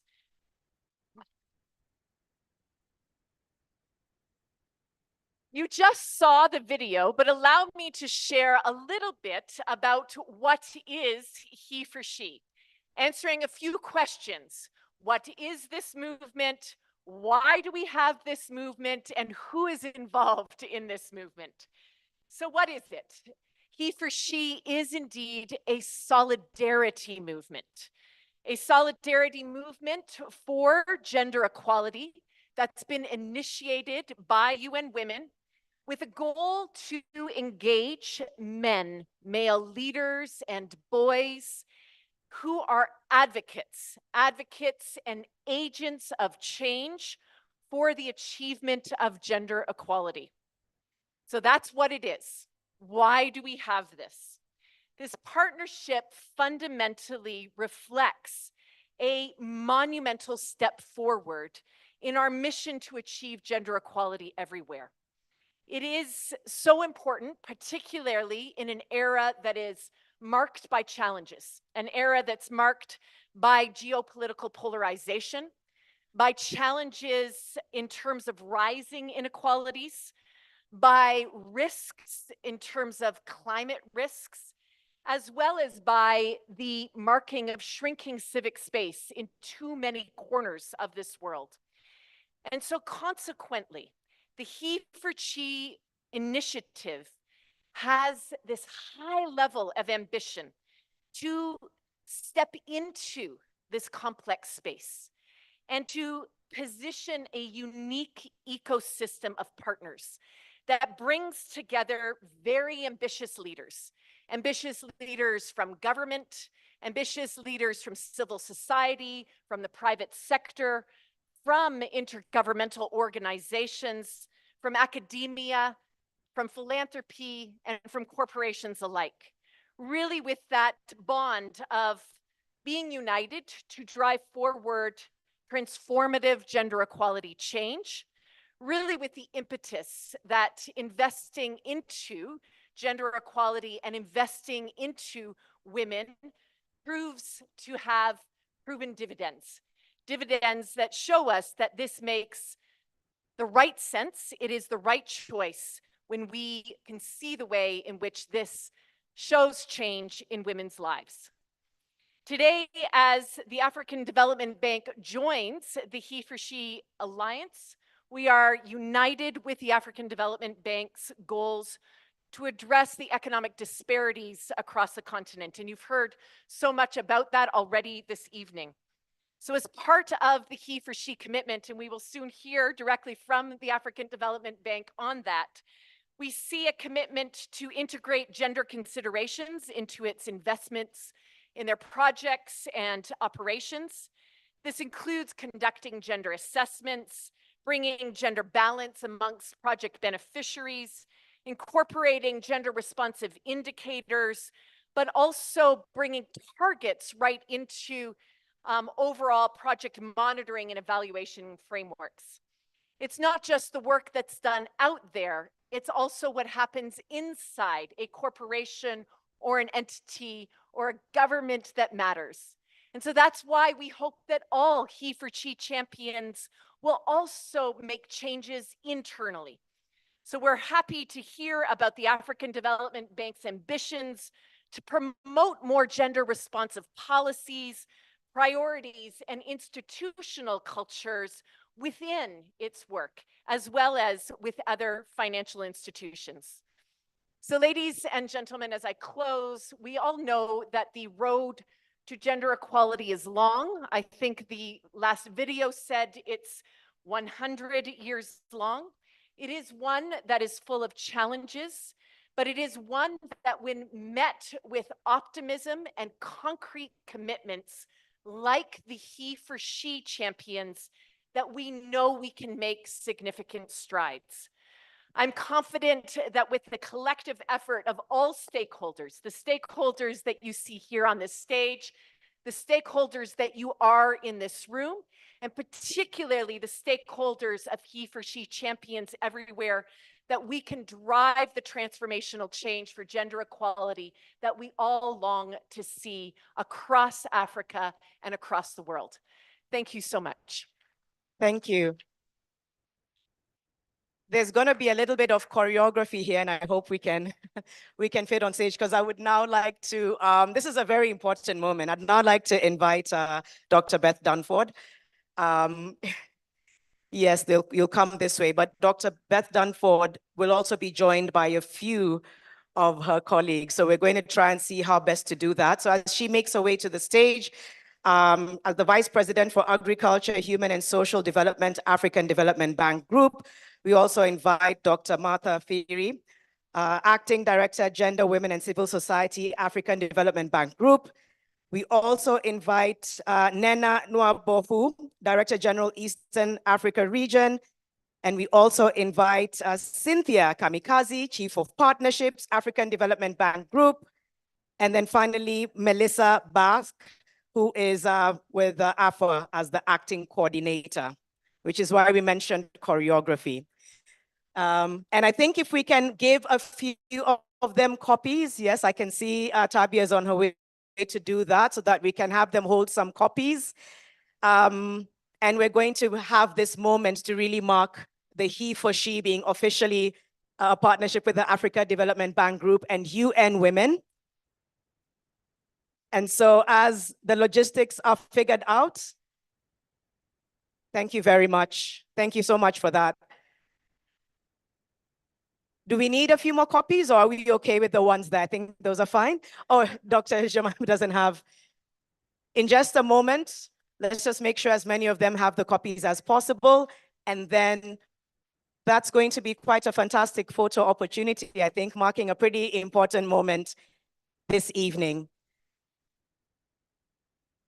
So ladies and gentlemen, there we have it. We can applaud them, we can celebrate as we see this moment. I feel like I'm blocking some people.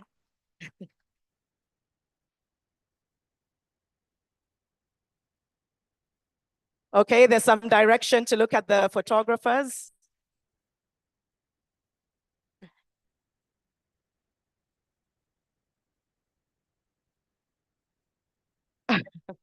So they say not to cover your faces and just make sure that they're.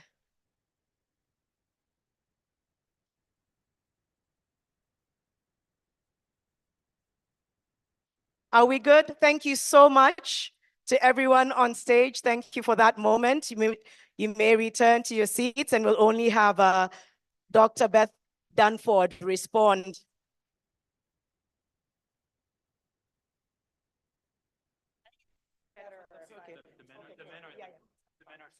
The men are supporting. The HeForShe in action tonight. There we have it. And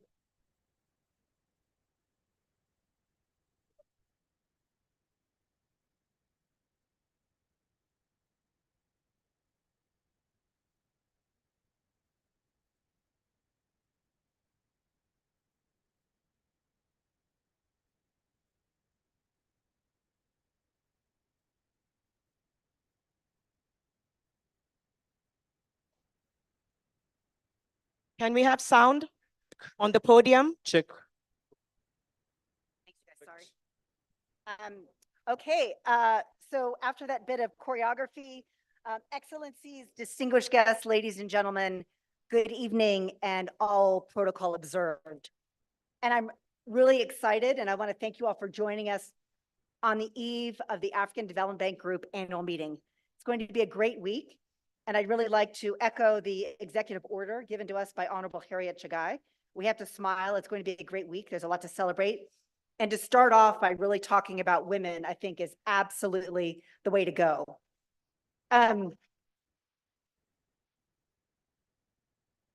So on behalf of our president, Dr. Akinwumi Adesina, I really want to thank UNWOMEN for honoring Dr. Adesina as a HeForShe champion for gender equality. So the bank joins you in celebrating this recognition of Dr. Adesina's exemplary leadership, commitment in advancing gender equality and women's empowerment. And I really want to commend UNWOMEN for establishing the HeForShe Alliance. We're excited to join, to really join the champions, to really continue to advance this very, very important work. And this recognition is truly a testament to Dr. Adesina's years of transformation and dedication to place women at the core of the African Development Bank Group institutional policies, financing, instruments, operations, and programs. So I want to start with, so the first thing the president did was in 2017, he established the first gender, women's empowerment and civil society directorate, right? So an office just dedicated to gender at the bank, hugely impactful for our ability to really advance this work. Dr. Martha Puri is leading this office right now. And let's talk about empowering women financially, which is a huge passion of Dr. Adeshina. So one of the first things he did was really just give us the aspiration of the idea of the affirmative finance action for women in Africa. You've heard so much about AFAWA today, and I really want to get your attention here to listen as we talk about really the tremendous achievements of Dr. Adeshina. So again, we've talked a lot about AFAWA today. You've heard from Jules Ngankam, who leads AGF, which is one of our key partners in AFAWA. We've heard from ABSA Bank, that was one of our banks, our financial institutions that's really advancing this work on the ground. And then we've heard how it's transformed Pauline's business with bees to be very, very impactful. So again, the affirmative finance action for women in Africa aims to unlock $5 billion. Right now, we've approved financing for $1.7 billion. We've reached over 18,000 women-owned SMEs. And to really sort of answer, I think the call from Honorable Chagai in the beginning was, the reason that the numbers are big, but yet we're still seeing great need out there is because there is a $49 billion financing gap for women-owned SMEs in Africa. $49 billion, this is huge. So we have done a lot, there's a great momentum, but there is so much more we need to do. Again, AFAWA seeks to de-risk finance to women, help banks become more bankable, not only with this, they become more womenable, which is a quote that I always like to take from Jemima Njuki, because basically there's de-risking the banks. There's also providing them with assistance to really sort of enhance the tools that they have to access women, and then working with women to become bankable. I think reaching well into the rural areas, reaching well across the entire spectrum to get more and more women to the place where they can become bankable and really get that financing that they need to grow their businesses.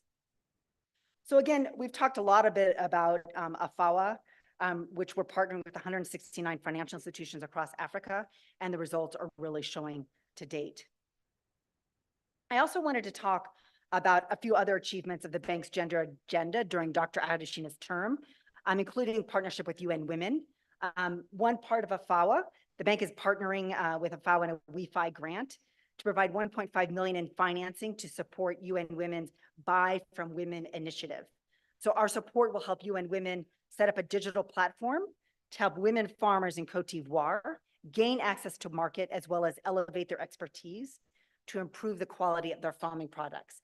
Again, this is one example of many more that we need to do, and how our partnership together is one we intend to scale. So since embarking on this journey to advance the continent's gender agenda, the bank has created and utilized a gender marker system that you saw earlier, which really categorizes every operation across the bank to really determine how it impacts women. And what this does is it serves as a compass to help us track, hold ourselves accountable, and really continue to set goals for how we impact women for every operation across the bank, from infrastructure projects to energy projects, to water projects, to make sure that these are benefiting women in impactful ways.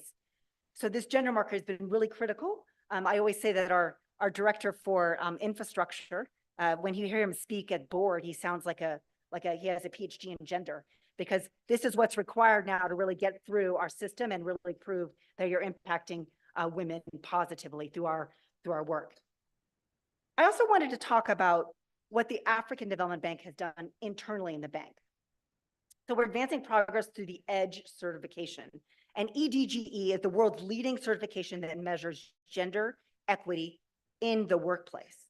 So the bank has attained EDGE certified at level 1, which recognizes an organization's commitment to an impactful action plan to accelerate its progress across EDGE global standards. That includes representation, includes pay equity, policies, practices, and just the inclusiveness of the culture. Is due largely to the leadership of our boss, Dr. Akinwumi Adeshina, and that really the actions that he's taken, the bank's taken to change the life of women employees at the bank. They have longer maternity leaves now. Travel policies for mothers with very young children have been enacted, and there's been the creation of a women's network within the bank for career advancement. So I just want to close by quoting our president, Dr. Akinwumi Adeshina, who says, "No bird flies with one wing.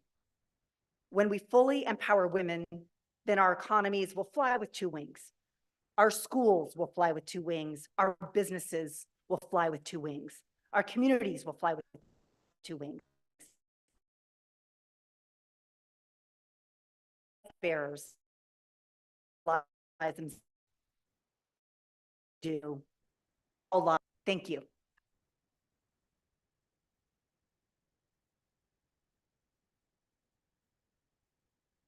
Thank you so much for those remarks, Dr. Beth Dunford. We're going to still ask our esteemed guests who took the picture earlier. At some point, I might ask you just one last time and to be joined by all the speakers. But before that, we do have a brief vote of thanks from starting with, we will have the first vote of thanks by Nana Nobufo, Director General, Eastern Africa Development Bank Group. And then we'll also have a vote of thanks from Ms. Sarah Hendricks, Director of Policy Program and Intergovernmental Division, UN Women, after which we will have a quick joint photo op before we invite everyone to enjoy the rest of the evening. So first, please let's have our first vote of thanks. Welcome.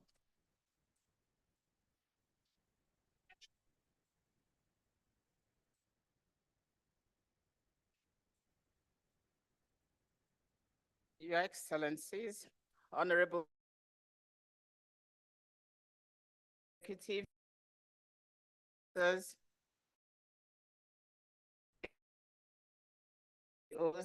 distinguished ladies and gentlemen, all protocols observed. Good evening, everyone. Give the voice, which is a senior sister to the closing remarks. But as the Director General of the East Africa Regional Development and Business Delivery Office at the bank group based here in Nairobi, let me wish everyone a warm welcome to Nairobi, Kenya. Karibuni, karibu nyumbani. On behalf of the bank and its partners, notably the United Nations Entity for Gender Equality and the Empowerment of Women, commonly known as UNWOMEN, and the government of the Republic of Kenya, I wish to thank you all for taking out the time to be with us this evening. I also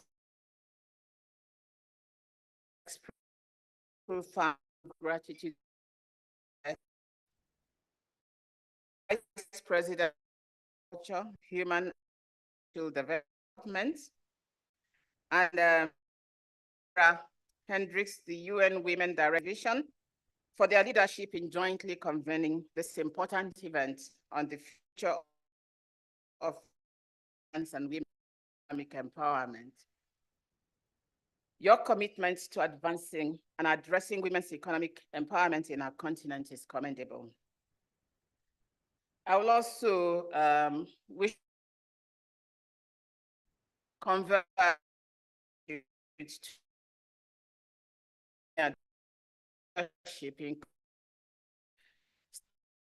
development bank into a gender-sense economic empowerment agenda in Africa while working with like-minded partners.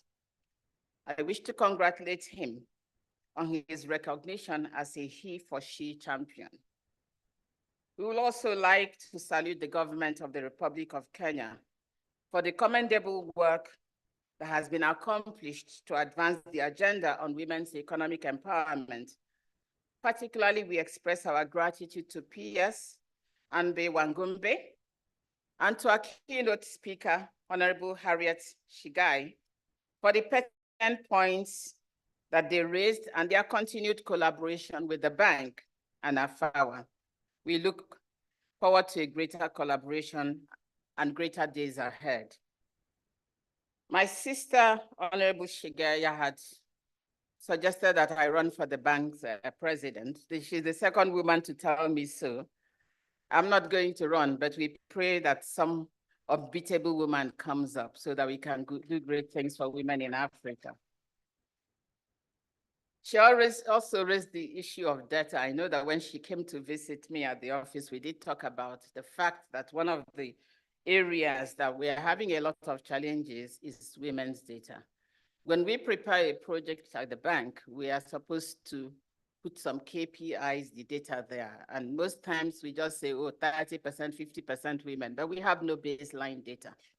I made a commitment to her that we'll have to try to find some funding to work with her and to work with the Ministry of Gender to see how we can begin to do some work on gender.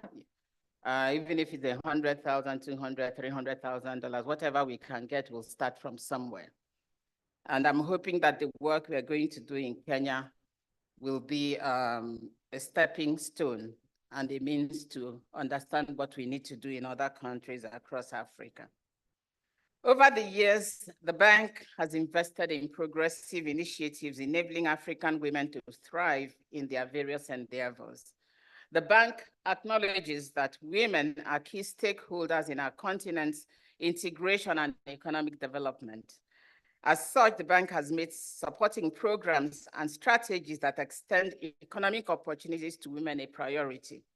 This commitment and support are reflected in both the bank's new 10-year strategy, 2024 to 2033, and its gender strategy, 2021 to 2025. We appreciate the presence of our beneficiaries here today. These are those women-owned and led small and medium-sized enterprises.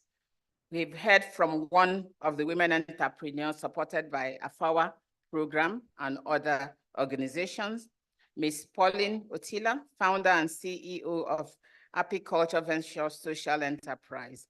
We appreciate your participation and candid and eye-opening presentation, which shows what African women entrepreneurs can achieve if they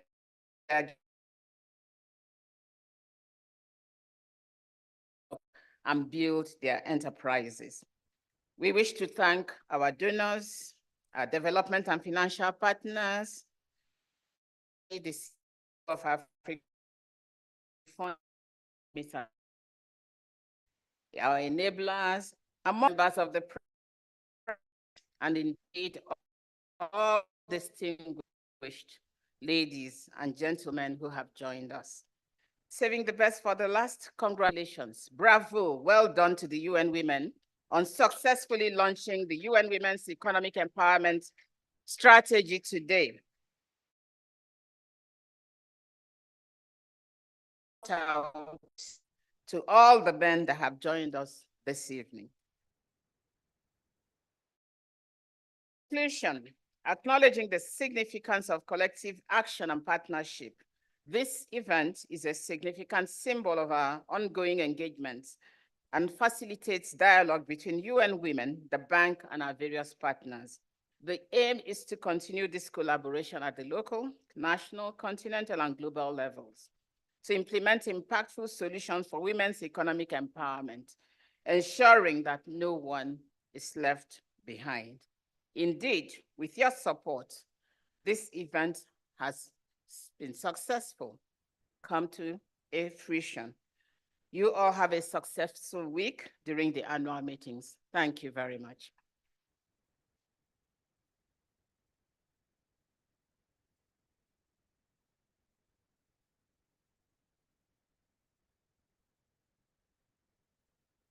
Amazing. What a momentous moment this event has been. I hope you all agree. And as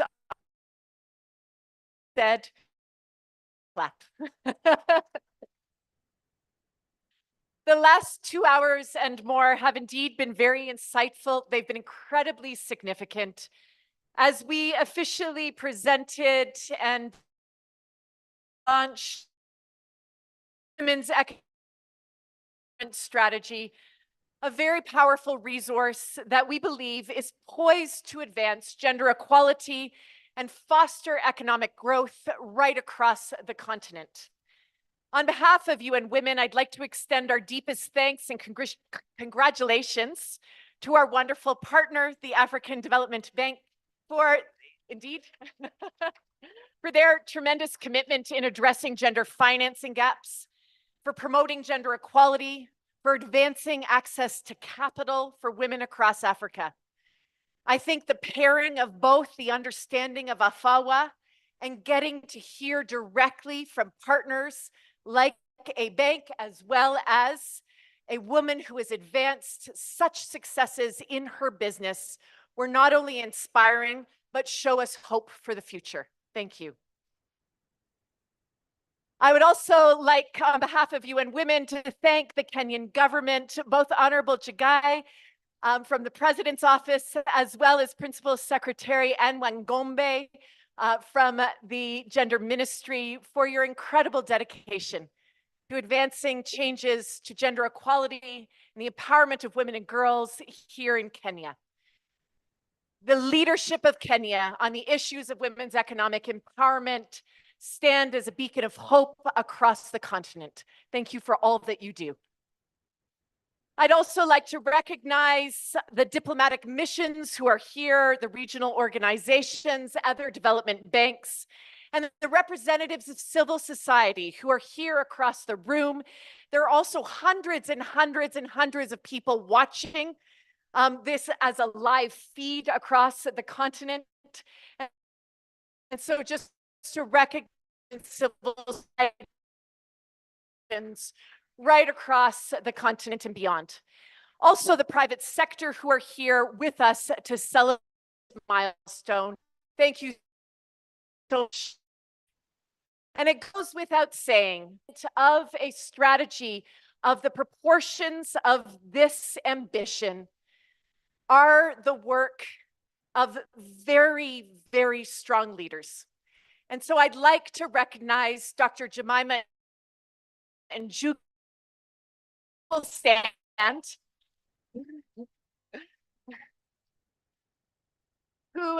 Whose incredibly able leadership, whose brilliance, but also whose ability to bring an organization, to bring partners behind an ambitious strategy with an advancement of clear, concrete goals is so inspiring to me and to so many. Also here today, if you can just allow me to recognize as well our Deputy Regional Director ad interim, Hodan Nadu, our Country Director, Anna Mutavati, the incredible team, as well as leadership of Mehajabin Ala Rakia, as well as Tabia Kazembe, who's traveled all the way from New York, who's made this event a great success. We have been gathered here this evening, and now I believe we are all enjoying lovely food and wine, which I think brings us to a celebratory spirit, but united by a shared vision to empower women economically, to drive their access to finance, to enable women, all women, to thrive. We have gathered in a shared commitment that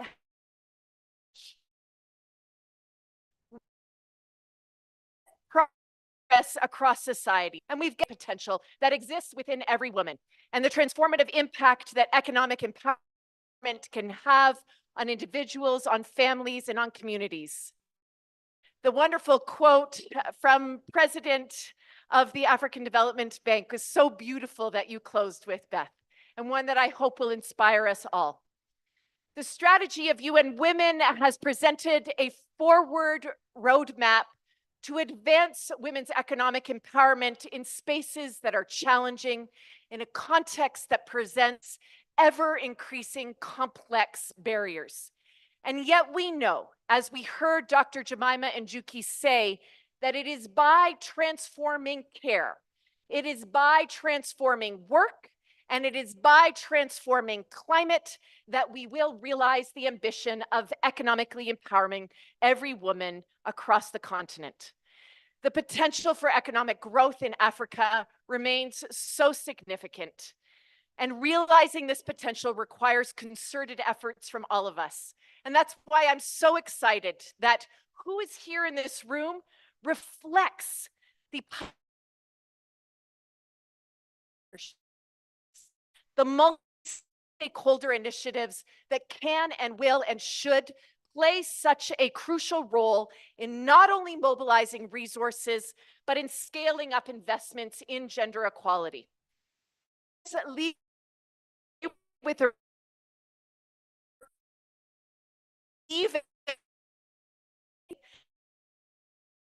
meetings, we hope that this will set also a tone and a level of ambition that will influence the whole week's meetings. Let us leave as a whole stand with firm commitment to women's economic empowerment. Let us all take bold actions in whatever space we are in to harness the full potential of finance as a force for gender equality. As you've heard others say, gender equality cannot just remain a goal, but it must become the reality for all. And with this, I thank you, and we celebrate together this momentous moment. Thank you so much. Thank you so much, Sarah Hendricks. I know we're all eager to continue networking and getting to know each other and celebrating or even preparing for the meeting that begins tomorrow. All the thank yous have been said. It's been an absolute pleasure hosting you tonight. And again, a kind reminder to just have our esteemed speakers just come up for one last photo op. I know we've asked you to come up here quite a bit. So every single one of you who's seated at this front row to please just come up to take a group photo. All our speakers from this evening to just come and take a group photo. Again, I'll ask our incredible team who helps bring down the podium to do so again as we just have everyone come up. Yes, and you can come up with copies of the strategy as well. Just to find evening. I think we can have 2 rows. I don't know if the photographers. Okay. So seats in the front, your way to the stage so that we can get a group photo.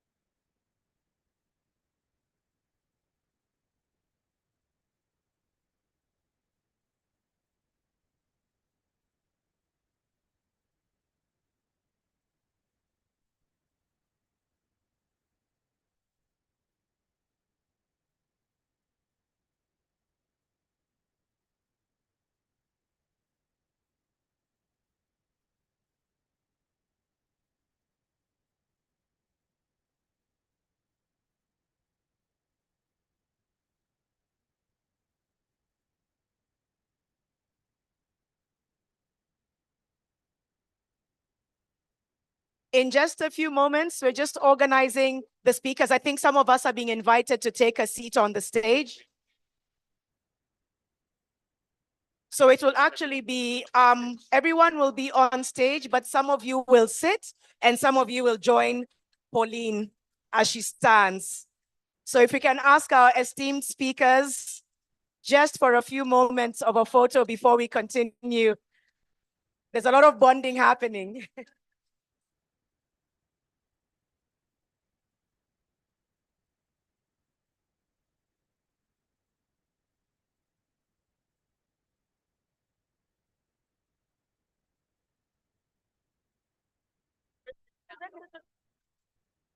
Ladies, gentlemen, our excellencies, if we can please invite our esteemed speakers on the stage. If we can please invite our esteemed speakers.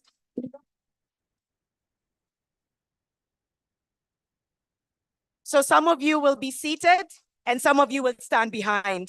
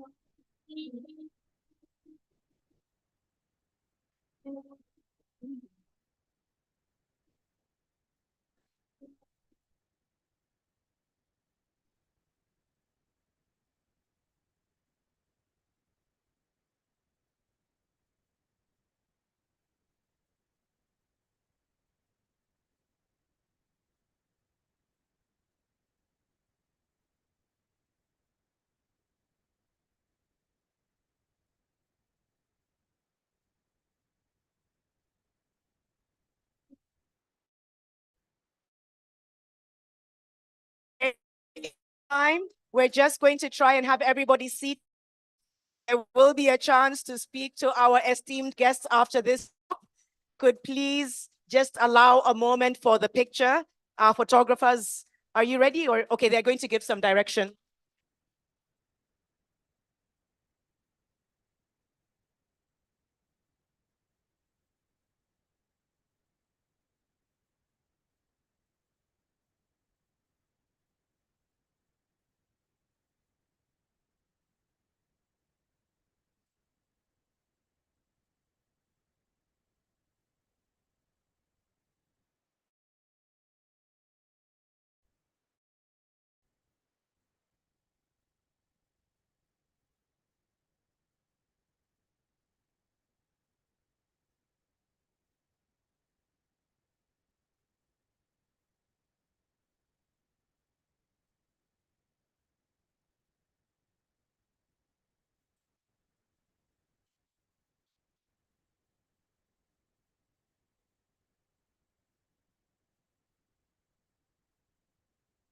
Okay, you'll let us know if you feel like you have enough pictures.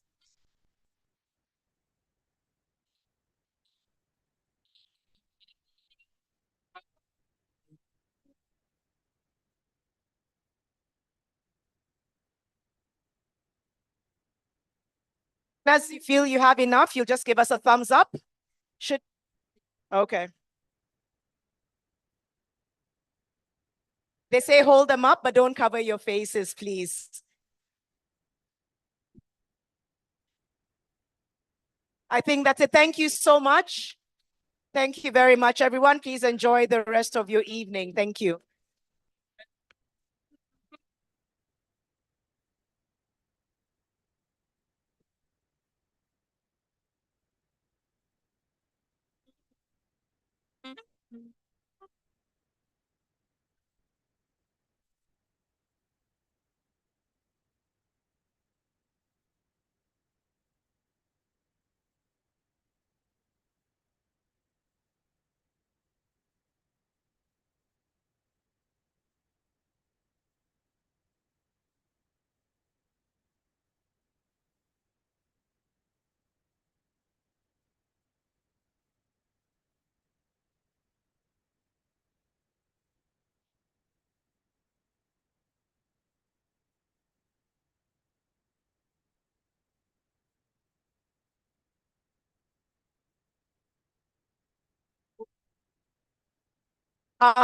We ask one more group. Africa Development Bank have been asked to call the Africa Development Bank group to please make their way to the front. If the bank, Africa Development Bank, Faith, you're included.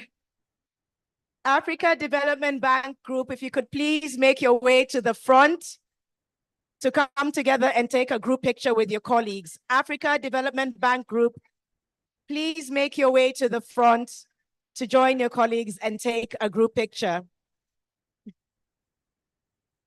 Do we have all of the Africa Development Group? Yes, please make your way to the front to have a seat. And some of you can also stand behind and others can sit down.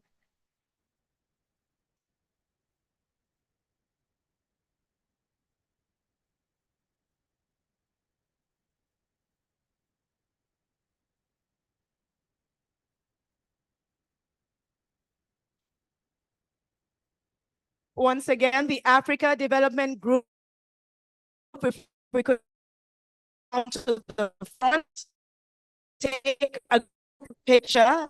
The team that is here from the Africa Development Bank to take a group picture. You don't want to join? Okay.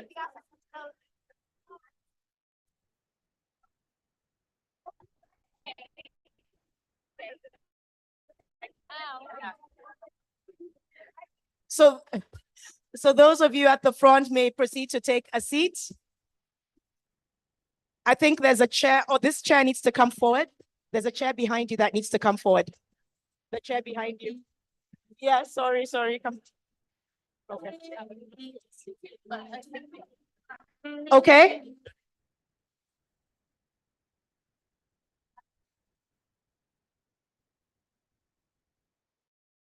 Development Bank Group, Africa Development Bank Group. Do we have everyone? Bonnie has been asked to join.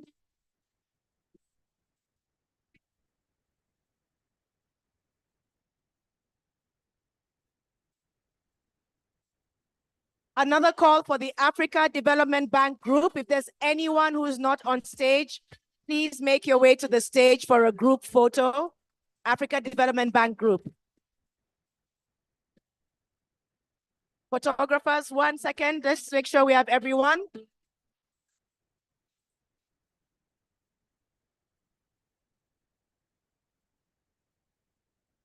Africa Development Bank Group, is this everyone?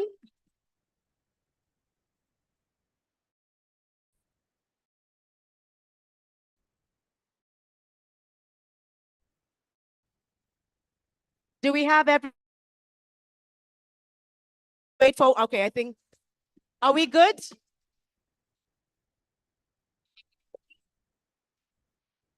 If we could get the front of the stage that the photographers can take a picture of the Africa Development Bank Group. If you could please turn your attention to the photographers.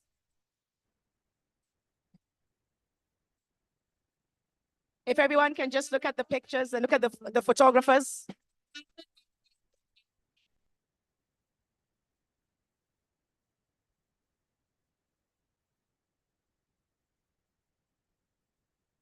As soon as you, are we good? Thank you so much, everyone.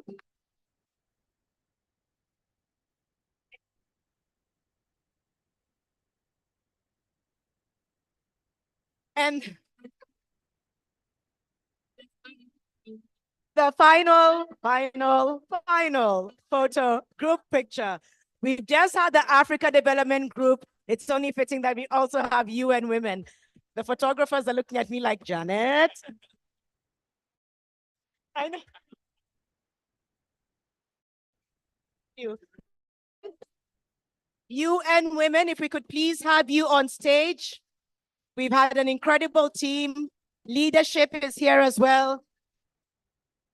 And if we can just get the same energy that the Africa Development Group had with UN Women, please let's invite them all to the stage. Let's have UN Women. If you're still on the floor from UN Women, please come.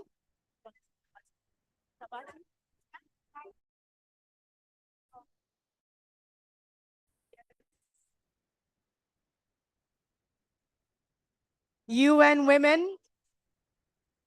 UN Women. I'm like, I'll do it till tomorrow. I'm like, excuse me.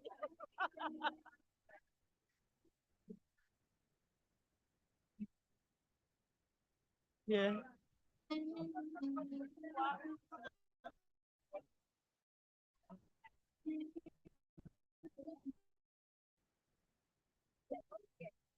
Hope I can somewhere. All right, do we have everyone from UN Women? We still have an empty seat. Thank you very much. UN Women? UN Women, do we have anyone else? Are we good? Back row, if you can take one step to my left. We still have somebody from UN Women who's being asked to make her way to the stage. 2 women. The photographers will guide us on what the best thing is. Copies. How do you want them to, where do you want the ones who've come to stand? No. Just a bit of direction from the photographers.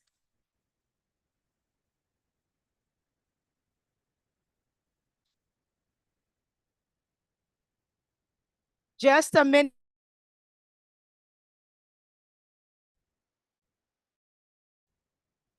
Is our media team happy now? Okay. UN Women, if you could please face the photographers, smile widely.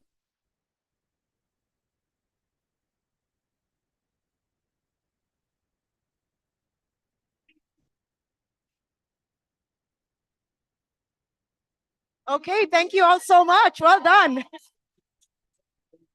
okay?